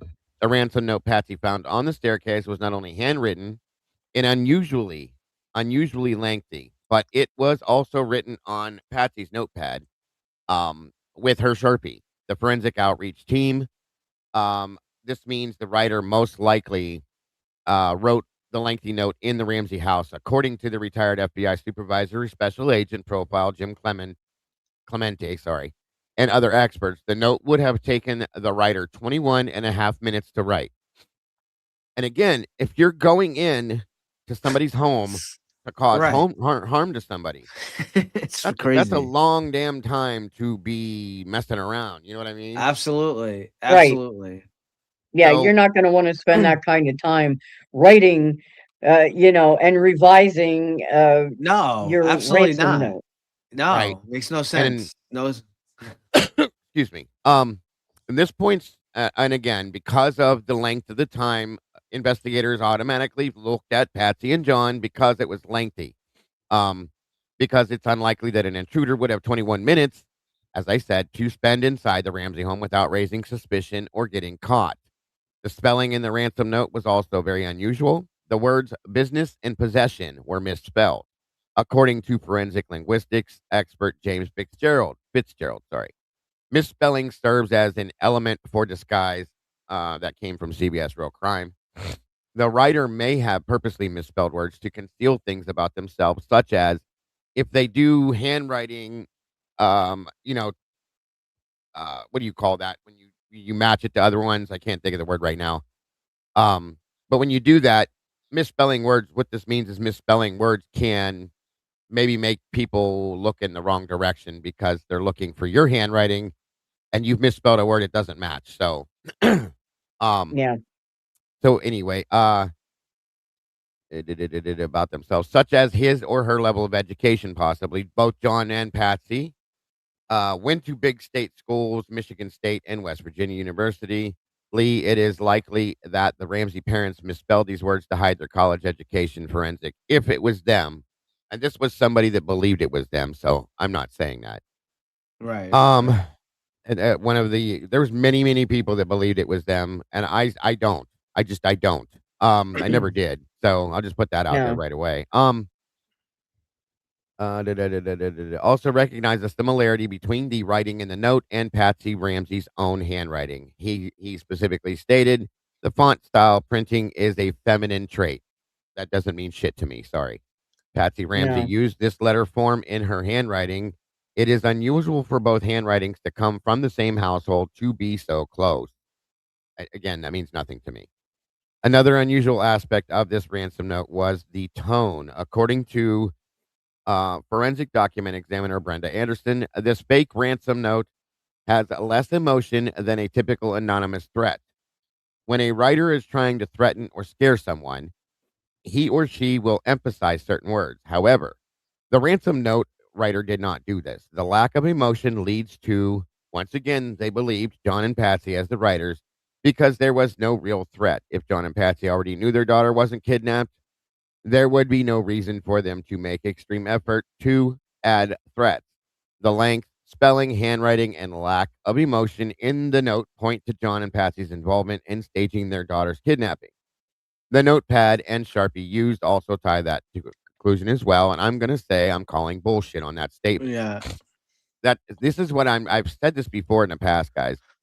Just because you work for the FBI, just because you have a background, does not mean you know everything, unfortunately, okay? But the one thing that I'll just throw out there, so I don't forget, um, Patsy was ambidextrous, so Yeah, she was able to write in and right hand. right-handed. She could write right hand and left. Again, I'm not saying she wrote it, but it is a key thing here because Sure, they had all kind of handwriting analysis and testing and whatnot, and that's the word I was looking there for. is a possible Right. like that's out there that they don't know necessarily that she was tested in both hands. So I'm Yeah, just oh, throwing Right. it yeah. out there. And one of the things that they said in their analysis also that led them to believe that she's the one that wrote the note was one specific word kind of stood out to them the most, the word hence, Right, Yes, HENCE. yes, yes, That's not something that many people would use in everyday common language. right. They said because of Patsy's journalism training, and she was known to use the word hence in her writings. So that was another reason that they strongly felt that she was the author of As the well ransom note.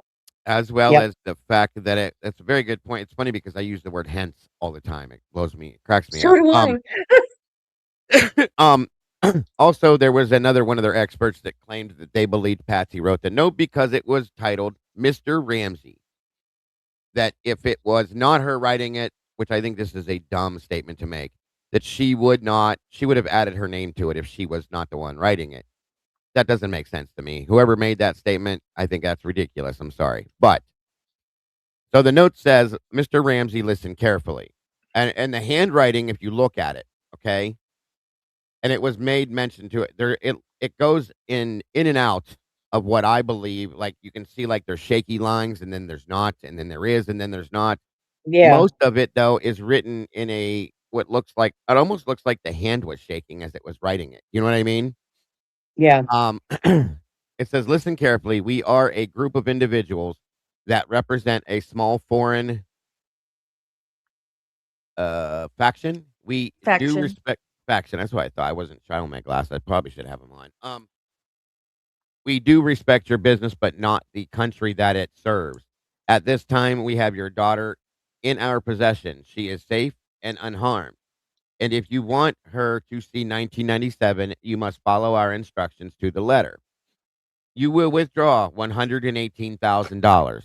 ridiculous. Remember the $118,000, folks, okay? Yeah, From your account, 100,000 will be in $100 bills and the remaining 18,000 in $20 bills. Make sure that you bring an adequate size attaché to the bank. When you get home, you will put the money in a brown paper bag, and I will call you between 8 and 10 a.m. tomorrow to instruct you on delivery. Excuse me. Sorry. The delivery will be exhausting, so I advise you to be rested. If you if we monitor you getting the money early, we might call you early to arrange an earlier delivery of where'd the rest of it go? I thought I had it, but it goes on to explain the rest of it, guys. I don't know. Wait a minute. oh, Oh, wait, hit there the it is. yeah, maybe, yeah. There it is. Sorry. The rest of the money, and hence, I see how it looks different here, folks. It's like darker Mm-hmm. there. I think that might be print, but it still looks a little different. If you look at where the hell did the other arrow go? Anyway, to me it looks different. But anyway, and hence I can't read that word. Pickup of your daughter. Any deviation of my instructions will result in the immediate execution of your daughter. You will also be served her remains. I think that says served for proper burial. The two gentlemen Yeah. watching over your daughter do not particularly like you. So I advise you not to provoke them. Speaking to anyone about your situation, such as police, FBI, etc., will result in your daughter being beheaded. If we catch you talking to a stray dog, she dies. If you alert bank authorities, she dies. If the money is in any way marked or tampered with, she dies. You will be Scanned.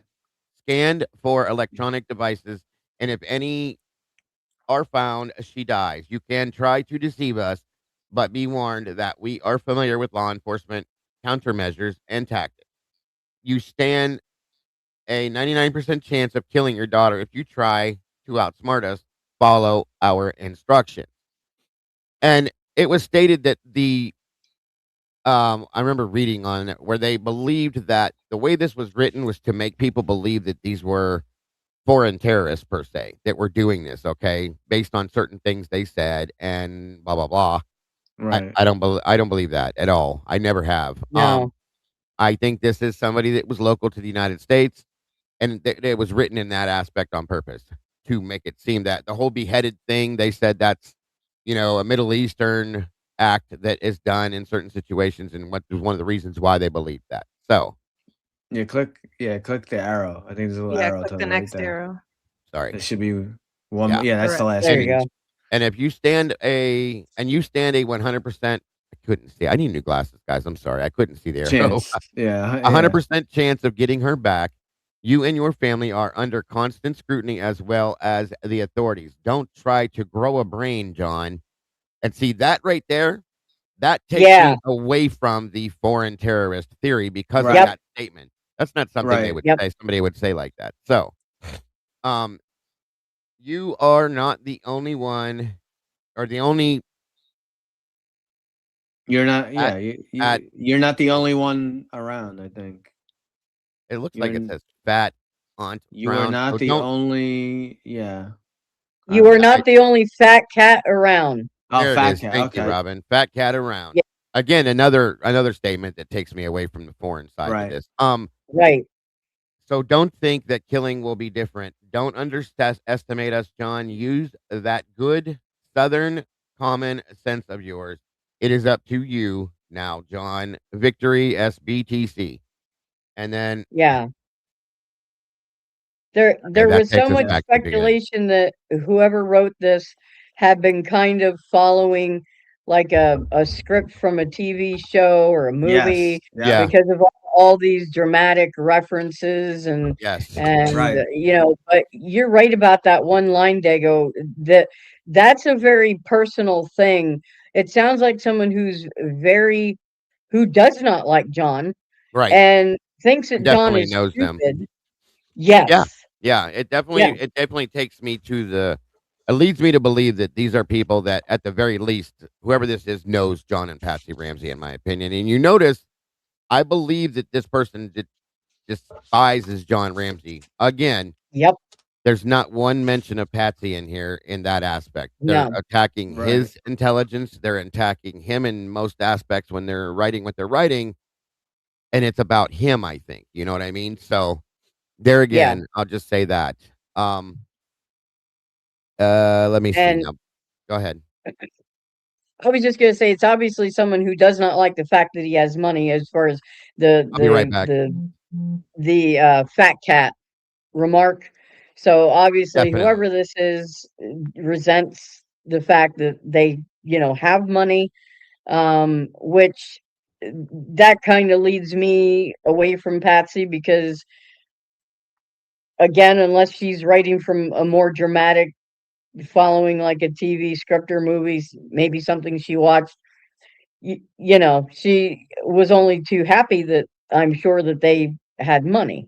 So that Right. there's towards the end of this letter, uh, it's very, to my way of thinking, sarcastic, kind of. What do you guys think? Yeah. I mean, this letter is just it's like off the charts. You don't see a letter like this in a normal No. ransom. It's usually one page, a quick thing. And I just the fact that the thing that we do know from evidence is that right, exactly, that someone wrote this was written inside the house on the pad from the pen. So we know that it wasn't written outside the house. They found the notepad and they Right. could see Right. the indentations Right. from writing it. Right. And One thing, the one big. Sorry, Robin. I just wanted to. Something just popped into my head. One big thing I wanted to mention too. Again, we just throw things out there for you guys. I'm not accusing. I'm not making accusations, but what I'll pose, I'll ask because I'll ask the panel first, and then I'm curious to see what chat was. So to you guys. I know everyone's gonna act like a little different, but let's say we all have kids, right? And your kid is missing. You can't find the kid, right? So you get up in the morning, you can't find whatever. You can't find your son. You're gonna go through the whole house, right? You're gonna check the attic, the basement, the backyard. You're gonna check everywhere, right? For the kid. You can't find him. As you come downstairs or you see this note, right? You see a letter on the stairs. What would you do? Call I'd start 911. looking through the whole entire house. I mean, I'd tear Continue that looking house. through. No, you looked through the Yeah. house, but now you look through the whole Well, house. yeah. The kid, he's not Oh, there. He's not in the okay. backyard. He's not out front. But You you're going to go in- call the you- cops right away. I mean, Well, that's what I But would you do. see this letter on the stairs. There's a letter just on the stairs, like in an envelope. Right. Right. What are you gonna do? Call the cops. Yeah. No, call but the Yeah. before police. you call it, before you You call open the cops, letter and read it. Yes. You open the letter and read it, right? Oh, I Right, thought right. you meant we'd already No, read no, I it. thought you this meant is a big- afterwards. No. Yeah, I know- thought know it that's sound- what I thought. No, I know it sounds like. I know it sounds like. I know it sounds like dumb. Like, why am I asking this? Well, the reason why I'm making this point is because obviously you don't care about. You're not looking at. I don't at that moment, right? You just want to find your kid. You want to find your son. You want to find your daughter. You don't care about evidence, right? At that point, you just want your kid, right? Well, Yeah. there's no DNA from the Ramseys found on that letter. Isn't that interesting? It is. That's and Yeah. they Don't you think there should be a DNA? Don't you Mhm. why would there not be their DNA on the letter? And I'm not Yeah. the reason I say that, I'm not saying that Patsy's DNA should be on the letter that she wrote the letter. Their DNA should be on there because that would be a normal reaction. You're gonna see this letter, this thing, you're gonna be reading it. Why is their DNA not on the letter? It's very interesting. Well, now, okay. This was in 96, right? Did they Yes. deal with trace DNA at that time? no. That just picking, there Nah. you go. So if they were to retest that letter now, would they end up finding their DNA? I would Because imagine. back then, if there was no trace DNA, like if that was a Not to new the public probably field, not probably and- not yeah. right, Probably not to the So level that just- they have just- now. right. So just holding a letter, they wouldn't even known how to test for that kind of thing like they do now. They can test Right. for the oil from your skin and so forth. So they could have read the letter. She could have opened the envelope and read the letter, but because of Yeah. the technology or lack thereof that existed at the time, but it is, so unless they got a paper cut or something and left behind blood, there may not have been any way Maybe to not touch DNA, to but test at the time. fingerprints, possibly Fingerprints, though. yes. And why I say Fingerprints, right. that, I say that because at a heightened alert, usually people perspire and they get you're Right. emotional. Right. I'm not saying Right. it happened, but if you're in an excited state, you're sweaty, you're Exactly. nervous. So it's just Yeah. weird that they didn't find. But you make a good point about the touch DNA. And Well, that we would didn't be have no something to- offering back then. That's for sure. Yeah, Thank that would God, be but- something to Yeah. something to test now. Would be possibly that touch DNA. And it yeah. and it says we do have the 911 call. It says that I think it was Cena Wong was the expert that they put in charge of this letter, okay? And Wong has always pointed the finger at Patsy, okay? Always. Saying that it's highly probable she wrote the ransom note, and it has never faltered from that statement. Wong spent 3 weeks examining the handwriting on the 3-page note, comparing it to 100 samples of Patsy's handwriting, finding more than 200 similarities between the two. You'll see that just with the A's, the ransom note writer has 4 different variations of the letter A, and then Patsy Ramsey uses the same variation of the 4 types of A's, Wong said. Wong also pointed out that pointed out in the special, I'm sorry, it was an ABC special that said all this in, that the ransom writer misplaced capital letters in a similar way to Patsy. Patsy, who died of ovarian cancer in 06, found the note on the bottom of the staircase of the family home in Colorado on December 26th. The note purportedly from a small foreign faction demanded, we all know that stuff already. Later that morning, John Bonet was found, as we all know. We'll get to that point when it comes to that. So this expert has always, and many people have followed this expert, believing that Patsy wrote this letter, period. Right. I cannot process why. That's my problem with this. I never Yeah. have been able to.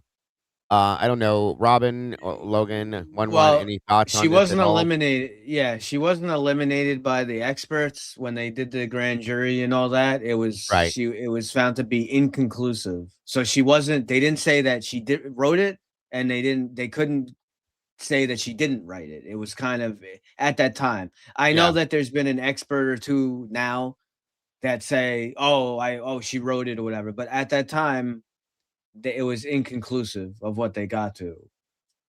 Well, and two, one of the things that would have kind of muddied the water with it too is writing with a Sharpie marker is not like writing with a ballpoint pen.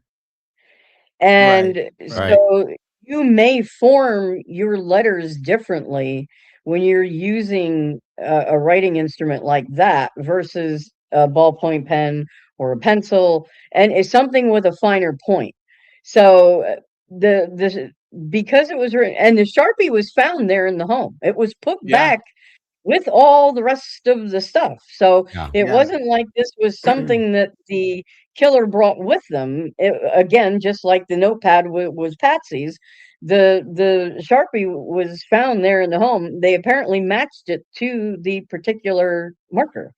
Right. So, but again, to me, because you're writing with a Sharpie marker, even the fine point Sharpie markers, your handwriting is still not going to look quite the same as it would when you write with a ballpoint pen or a pencil. So I And don't think. yeah, I agree with that. And I'll give you guys a little bit of a timeline thing here real fast, and then from there you guys can, um yeah, it I would if you definitely show where that letter was found if we can. Um 1 minute here. It said that I think you already may have done this, but I just want to make sure. At 5:30 a.m. that morning, that's when John woke up. Patsy woke Yeah. up a few minutes later. John took a shower. Patsy put back on the same outfit she had on the night before and reapplied her makeup. John Ramsey reportedly awoke before Patsy at about 5:30 and dressed after showering. The ransom note was discovered at 5:45, and you have that photograph, Logan. I take it. Okay. 1 minute. Where are we at here? Yeah, it's been sitting back in the. Where? Oh, Okay. okay. 1 second. Spiral staircase. I didn't know that. I'm I should trying have known to. that. I don't know why it won't make it bigger now. I had it bigger before. So it was on the spiral staircase, but as you can see in this picture, that's where it was found. But the checks for the 118,000 total were right here. The checks Oh, to be oh, wow. deposited. Yeah. I've never seen that before. That's wild. Yep. That's why I wanted to show it, just so people knew Mhm. that, yes, it was found here, but the checks to be deposited were right there. That's wild. That that's interesting. Um, how did I never see that before? As much as I looked at this, that's crazy. So again, like I said, Wow. 5:45. That was discovered. Go ahead, Robin. Oh, I was just saying, No, wow. it's just So, interesting. Oh, Yeah, yeah. no, it was discovered Mrs. Ramsey went down the back stairs, which is what those were, obvious right there, towards the second floor, and then the spiral stairs toward the ground floor, where a step near the bottom of the stairs, she discovered a handwritten note on 3 sheets of paper that indicated John Bonet had been kidnapped. Mrs. Ramsey immediately screamed and proceeded to check John Bonet's room, which was empty. Mr. Ramsey at 5:52 a.m. Went downstairs to read the ransom note while Ms. Ramsey called the police, informing them that her child had been kidnapped. And then at 5:52, at the same time, the parents checked on Burke after hearing Mrs. Ramsey scream. Mr. Ramsey ran downstairs and met Miss Ramsey in the stairwell. Together, they checked on their son, who appeared to be asleep in his room. And then at 5:52 again, Patsy makes the 911 call. Mhm. And Yeah. you guys want to go with the call? Yeah, we have it. We have it backstage. I know you said something about that a couple times. So I figured we can. Yeah. Patsy was the one that made the call, and that was at 5:52. 1 minute later, before we jump into that, Patsy also immediately called family, friends, Fleet, and Priscilla White, John and Barbara Fernie immediately after the note was found. And go for it. All right. Let me know if you can hear it. Hear it?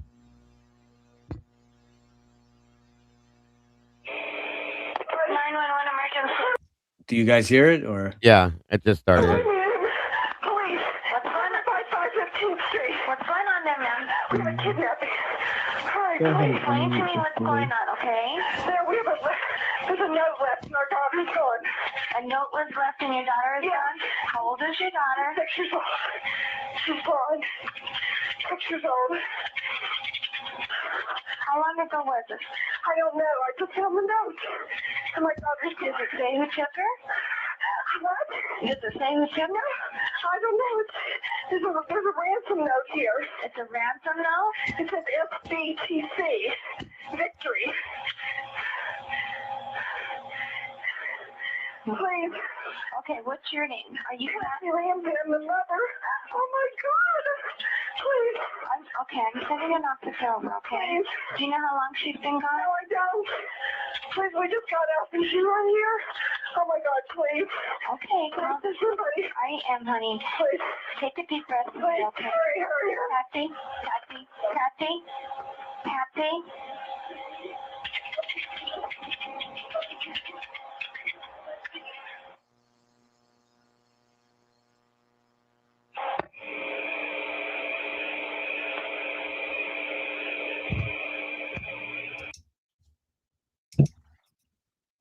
So that's the 911 call. And it's really only like a minute. There You was guys- more to that, though. I thought there was more. There was audio. Mhm. She never disconnected the call. There was more There audio is. in the background. There is. Which Yeah. is You interesting. you can't really make out exactly what's said at the end. But yeah, that's the See main if part. I thought I had that. I'm sorry. Go ahead. It was the point that she thought she disconnected the call and she didn't. Right. And they were trying to say that Burke was still asleep, although you can hear Burke in the background of that call. When she Right. thought she was up. That's the big point of that. Yeah. Yes. Right. Well, it's another me- right. She disputes and says it's not Burke. Burke says he was sleeping, but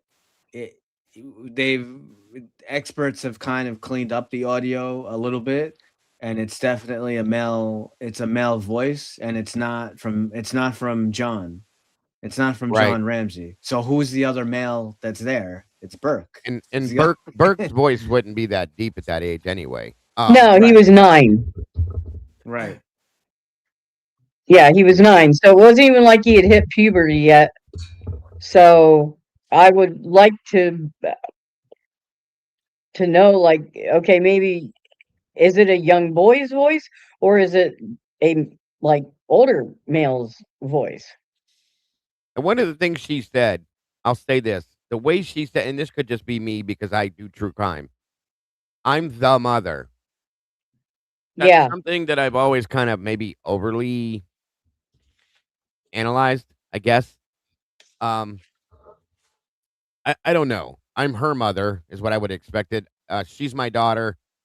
I'm her mom, something like that. And I right. know you can't ever say how you're gonna act when you're in that situation, but to say I'm the mother, it's always kind of put me sideways a little bit with that. You know what I mean? It's a little odd that you would say Yeah. I'm the mother, not the Right, mom. I'm her mom, you know, like you're saying to use that pronoun versus just the. right. And see, the person that analyzed this call, I went through this and I was reading it. And this person comes back and says, we can reasonably conclude with the following assessments and opinions based on Patsy's words. The first one, and this, I disagree with this because I heard her clearly say it. Patsy never reports John Bonet as being kidnapped, but she did. She said, we have a kidnapping. She didn't say John Bonet was kidnapped, but she said, we have a kidnapping. That's what my theory is on that's what that means, okay? Then it says, number two, linguistically, a perpetrator doesn't exist in Patsy's account. Okay. Patsy and John Ramsey possessed the kidnapping that is being reported. It says that, and this is again the analysis from the expert that analyzed the 911 call. John Bonet's status of gone is of low priority to Patsy as it pertains to what Patsy's reporting. Number four was John Bonet's number five was the ransom note is of higher priority that John Bonet's status as it pertains to what Patsy's reporting. And then at number six, it said Patsy does not demonstrate the expected maternal instinct in an emergency involving one's own child. Now, that statement, I will say, I even asked my wife about this, her whole psychology background, blah, blah, blah. She said that she would have expected Patsy to be unable to have a full conversation on the phone. She sounded distraught. Well, But my wife said it doesn't sound like she's that upset, like she's crying. She should be crying, she thinks. A lot more freaking out more, I guess, for lack of better terms. You know what I mean? And I have to say, I kind of agree a little bit with that. a little Maybe bit. that's the Yeah. expected maternal instinct they're talking about. I don't Right. know. Right. And then it says there is sufficient cause to be concerned for the presence of crime scene staging. Okay. I don't know. And this was just an analysis of somebody. I can't find that secondary audio. That's driving me nuts because I had it before. Um, Just real quick, Gramilla asks, so does that mean like they already looked? I'll have to look all this up, I guess. I'm not sure if she ever said or if they ever said. No, they have not looked for her. As far as we know, they had at this point of not the at that point. at the time of the 911 call, they had not Yeah. went looking through the house for her. Yeah, at that point they had not started looking. They just called 911 immediately, which is what you should do. Um, and in the meanwhile, my understanding was is that John, if she was calling, I would have been looking. I'll just put it that way. Yes. Okay. Yeah. Yes. Yeah. The word was that didn't happen. That he was there, Right. and there is that other male voice in the background. I'm trying like crazy to find the other audio, guys, and I thought it was attached to that call, and I had it before, and I cannot find it Yeah. at all. Hold on here. Okay. Um, Where the hell did it but go?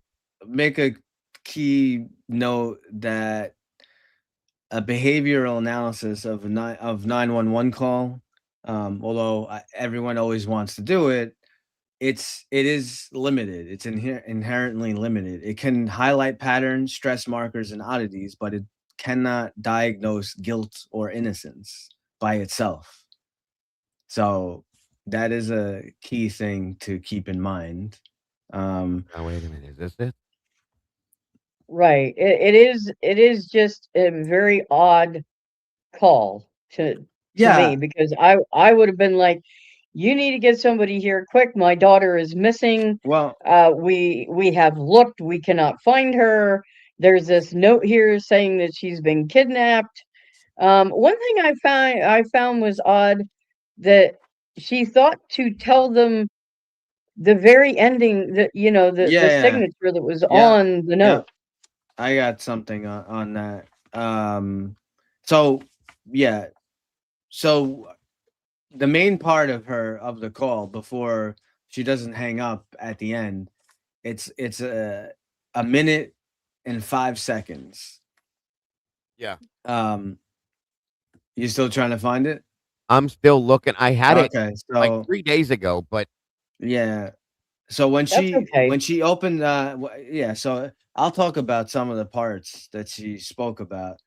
So she opens up with police and gives the address 755 15th Street. The dispatcher's first task is basic triage. Get the location and establish the emergency. That is normal 911 protocol.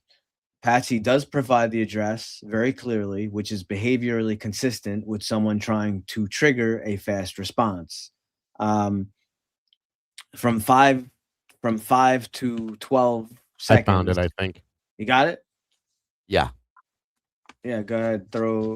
If you want to throw And it they up. slow it down at the end of this, and this is where people are saying, "Is that Burke?" So on and so forth. I'll just let this hold on. Let me see something real quick. Yeah. Okay. Hold on. I'll have to scrub through it, obviously, but it's in the back. It's backstage, Robin. Okay, let me pull that up.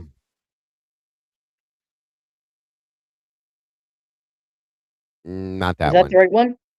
No. Mhm. Should be Oh, a okay. picture of Burke and John Bonet. Okay, there it is. All right. Here we go. 1 minute. Phone, a chilling detail emerges. The voice of her young son, Burke, can be heard asking, "What did you find?" John Ramsey can be heard saying, "We're not speaking to you." This raises questions about Burke's involvement in the tragic event, despite his parents' claims that he was asleep the entire time and never left his bedroom. 911 emergency. Police. What's going on? 555 15th Street. What's going on there, ma'am? We have a kidnapping. Hi, police. Explain to me what's going on, okay? There's a note left and our daughter's gone. A note was left and your daughter is Yeah. gone? How old is your daughter? 6 years old. She's gone. 6 years old. How long ago was it? I don't know. I just found the note. And my daughter's Does gone. it say who took her? What? Does it say who took her? I don't know. There's a ransom note here. It's a ransom note? It says FBTC. Victory. Please. Okay, what's your name? Are you See, I have to agree with my wife and other people I've heard. She sounds she just sounds too calm to me. That's all I'm gonna say. That doesn't mean that she did something wrong. She just seems a little too calm to me is all I'm saying, okay? This is my opinion, of course. Yeah. She ran down the rubber. Oh my God. Please. I'm sending an officer over, okay? Please. Do you know how long she's been No, gone? I don't. Please, we just got out. Is she right here? Oh my God, please. Okay, girl. There's somebody. I am, honey. Please. Take a deep breath, Please, okay? hurry. Patsy, Patsy, Patsy, Patsy.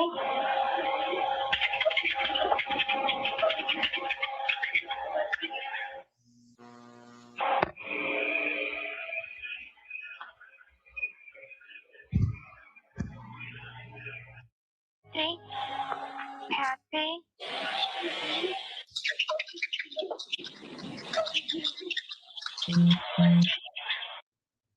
Listen to the end of the call again, as we have reduced the speed of the audio and raised the volume. Let us know what you hear in the comments.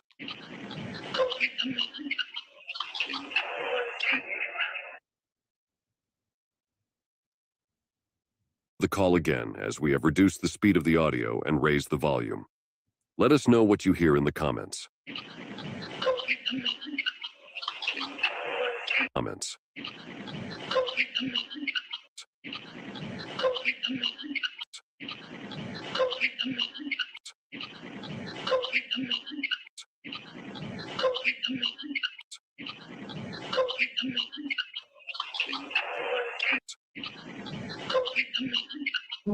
Yeah. Now, I don't know if it's male or female. It's hard to tell. Right. I've Yeah. always had issues with that. I'm curious what your thoughts, Logan, Robin, 1-1, what you think you hear. It almost sounds like I don't even know how to explain it, you guys. It's weird. It doesn't really sound female, but it doesn't really sound male. Well, I could tell you what oh, go ahead, Robin.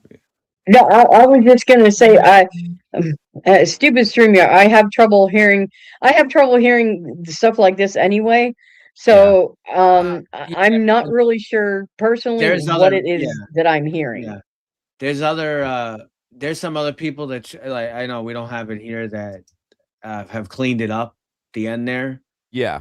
They've cleaned it up. I'm not gonna get into specifically what I think happened, but I think that it's a strong possibility that it's Burke that. And it kind of sounds to me like, what did you see is what I've gathered. Logan? I would have to listen to it on my own with headphones to know what I hear. Yeah. I thought in the past, I thought I heard, "What did you do?" Okay. Yeah, I'm gonna play it a couple more times real quick, because maybe that's what I'm hearing instead of C. I do hear what did you. I thought it was C, but but you're right. It's easier to do it with headphones and so on and so forth. I fully agree. Let us know what you hear in the comments.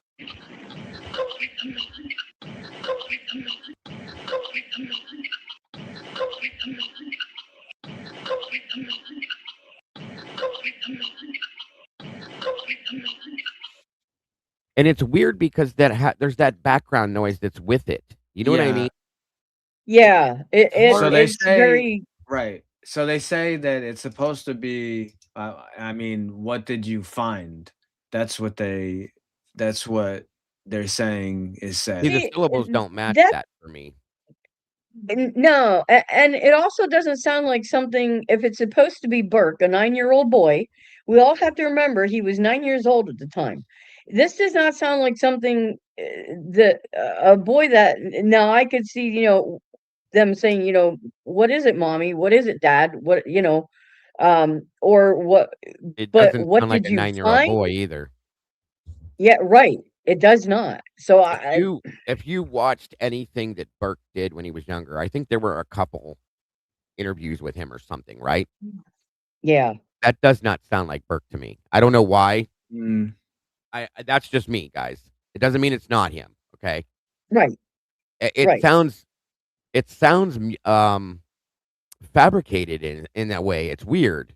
It probably isn't. It's just what I'm hearing. Yeah. Yeah. Or But mutated or somewhere. I don't know what I'm trying to say, but we know from his own words that he was not sleeping the whole time. Right. That's the only thing. Right. So it's not a speculation at this point. For a while it was, because Patsy and John Ramsey kept saying, no, Burke was sleeping. Burke was sleeping. He had nothing to do with anything. He wasn't downstairs. But Burke did an interview with Dr. Phil and said he was awake. Right. So, right. Exactly. So there we have an inconsistency, one of the thousands that exist in this case. So but here's another version of this. I couldn't get to it, Fizzy, until now because I had stuff on my screen. But just to give you guys another option here. Mm-hmm. 1 second. Fizzy gave this, and it was transcribed as well. Thank you, Fizzy. I'm sorry I couldn't get to it until now. I was sharing the screen, so I couldn't pull it up, or it would have pulled up the Discord. Right. 1 minute. Okay. And let me know if you hear it okay. You gotta pull it up, right? This one?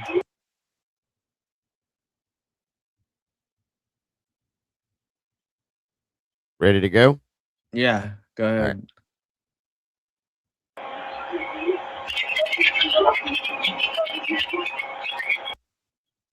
Now I hear, what did you do? Yeah. That's interesting. I'm gonna slow that down. Hold on a minute.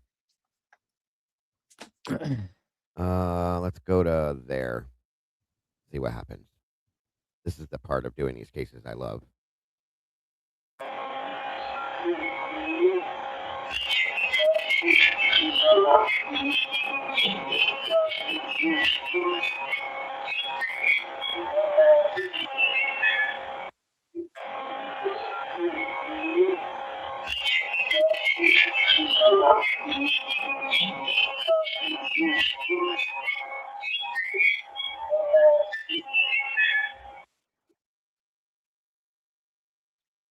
One minute. Sorry, it jumped. It's moving too fast. So Boy. just You can really. good. Hold on.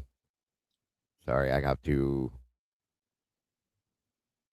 Just a minute. Sorry. I don't know why this does this. 1 second, you guys. My apologies. Okay, back to that again.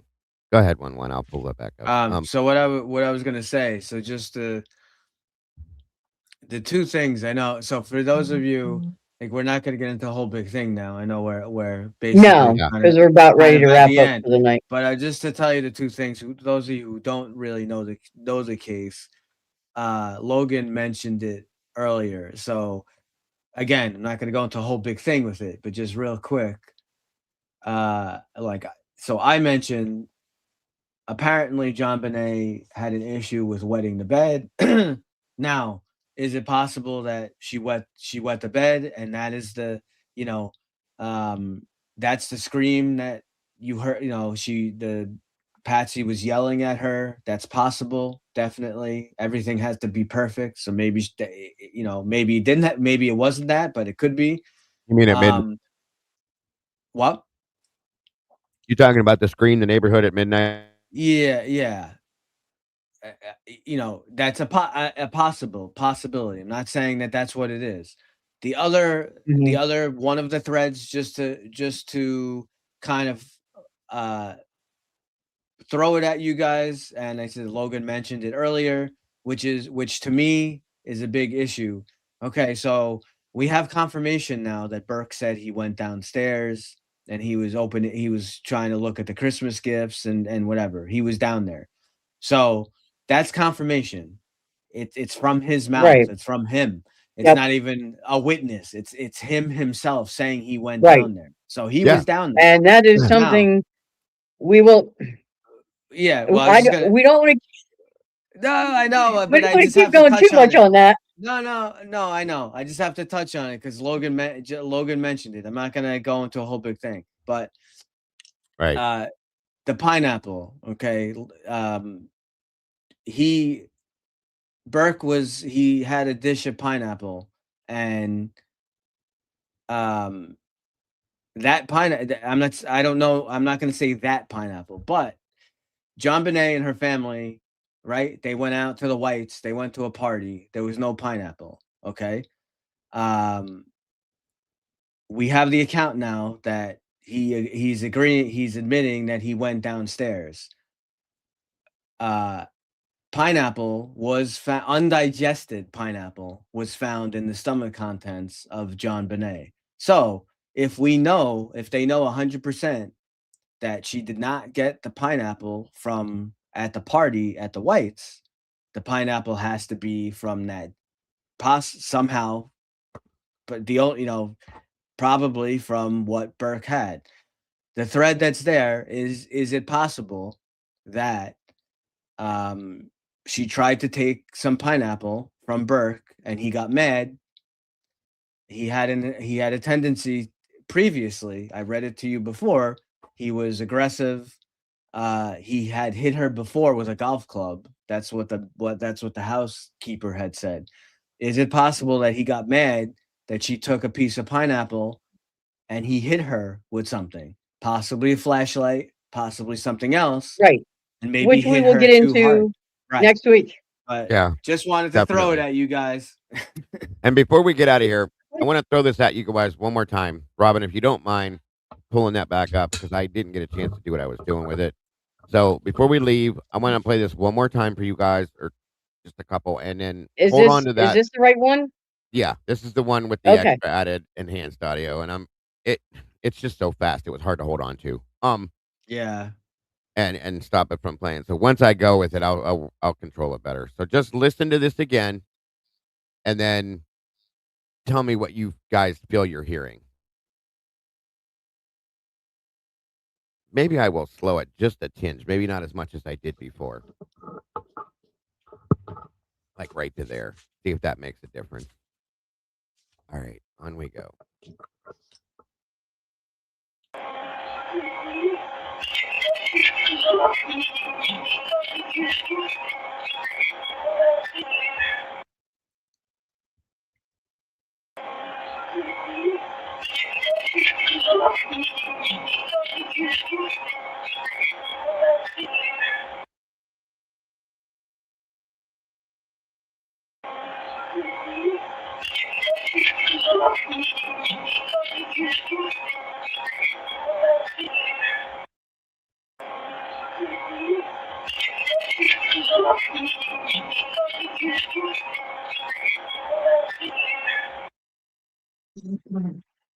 Now, that I can say does sound like a 9-year-old boy to me.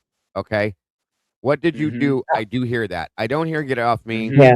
I don't hear we're not speaking. Yeah, I don't know about that, Right, but right. I'll have to listen to it with headphones because StreamYard, for whatever stupid reason, doesn't let me hear it doesn't like me hearing things, apparently. Oh. It wants to I'm gonna keep me in the throw dark. I'm So gonna throw the I link to will this in the background have for to you listen guys to if you that. wanna take it. Yeah, I threw the link in the private chat if you wanna pull it and listen to it.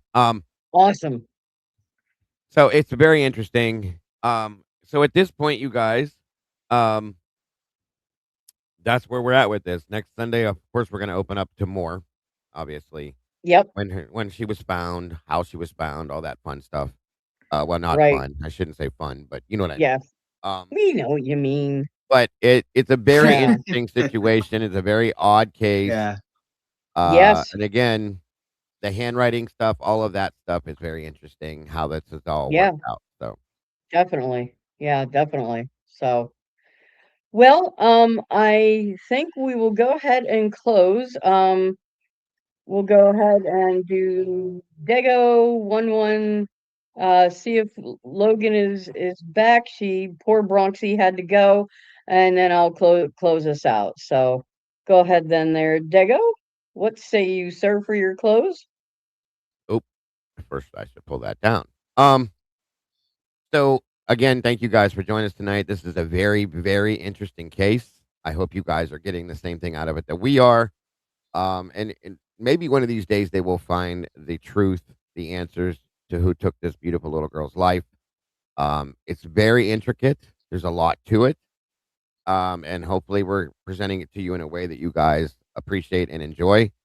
What I mean by enjoy is you understand, it's not an enjoyable thing, sadly, because a little girl lost her life, but still, I think you guys know what I meant. And I Yeah. very much am enjoying covering this. I love doing these Sunday series the way we do with Miss Logan, Robin 1-1. It's always very enjoyable. So thank you all for joining us. Again, as always, thank you to the moderators. You guys are amazing. Again, couldn't do this without you guys, period. So thank you for everything you do. Thank you again to my production manager, Mike, Miss Molly, the videographer, and every one of my amazing moderators. Love to all of you and all of the moderators and all the channels in here. You guys are all amazing. Again, guys, folks, don't forget to love yourselves, love each other. Please don't change a thing. You guys are perfect because you are truly the beautiful people. And we will see you all very soon. Thank you. And 1-1. Great show. I could probably go on for another 10 hours with this stuff, but Robin may hold me out on the clothesline to dry if I did that. So no, it's great. I love this case. Everyone seems to be well interested and fired up into it. There's so many different angles and different things to discuss and talk about and debate. I see some people, they're getting passionate in the chat about some of the stuff, and that's great. That's what we that's what we love to see. We love to see you bring Yeah. everyone into it. That's it. I'm there could be sometimes new information comes out, things come up. We're not all perfect up here, nor do we ever claim to be. So someone, you guys out there, you may have something newer that came out, or something else that maybe we missed, or whatnot, and that's great. Bring it out, let us know. Where we definitely don't claim to be infallible, so we we welcome the debate and the discussion and the theories. So that's what this show is about. That's what it's all about, Yep. is bringing these Yep. theories and to the forefront. And you may have in your mind, oh, I kind of think that this is what happened, or that's what happened. But I just say, just keep an open mind. Just at least be willing. There's a lot of stuff that's out there about this case. At least be willing to listen. As I have to say a line from our boss Lee, right? Listen. Just be willing to listen. Doesn't mean you have to change you don't necessarily have to change your opinion, but at least just listen to different theories and different interviews and different things that come out, and you might change what you think, or maybe or it might you might double down and say, no, this is really what I feel. That doesn't make sense, and that's fine. But again, as what Lee always says, what I can tell you is, although this case is not exactly the same as Idaho 4, right? Because we don't have a killer behind bars. Still, the info that we have with some of the timeline and some of the facts is not all what they have told us. There are things changed, and things move, lots of fuckery, lots of different nonsense. So that we Yep. can all agree on. Yep. Thanks to all of you, the mods, the panel. We love the support for all of you who come here each and every night, and thanks to all of you. And I'll end you here with a movie quote. Let me know when you're ready. Go ahead. I know. Oh, here. Okay.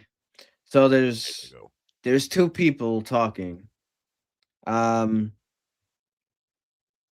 been multiple versions of this movie. But I'll just start.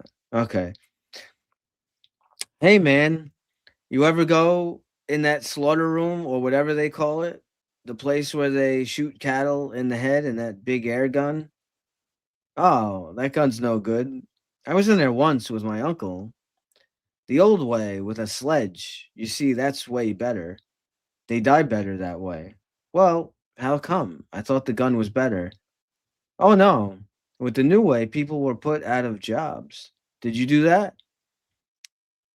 Look, I was the killer. Damn. Anything yet? No clue. No idea yet? No idea. Hey, I bet that's some of that guy's blood. Look at that. Look at that. You think that's blood? Yeah, I guess so. Oh, that's blood, all right. And that guy cut the hell out of himself. You think you could do that to yourself? I'm not crazy. Yeah, but it takes something, though. I mean, just to do that to yourself like he did. God, hey, you think I said something made him mad? Well, Nope. what? So Jason Purcell You're said crazier No than he Country was. for Old Men? No. Nope. I just I can't still take don't no know. pleasure in killing. There's just some things you got to do. Don't mean you have to like it. I'll give you a hint. It is in the horror movie genre. What decade did it drop in?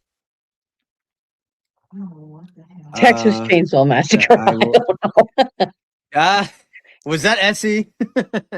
No, that was me.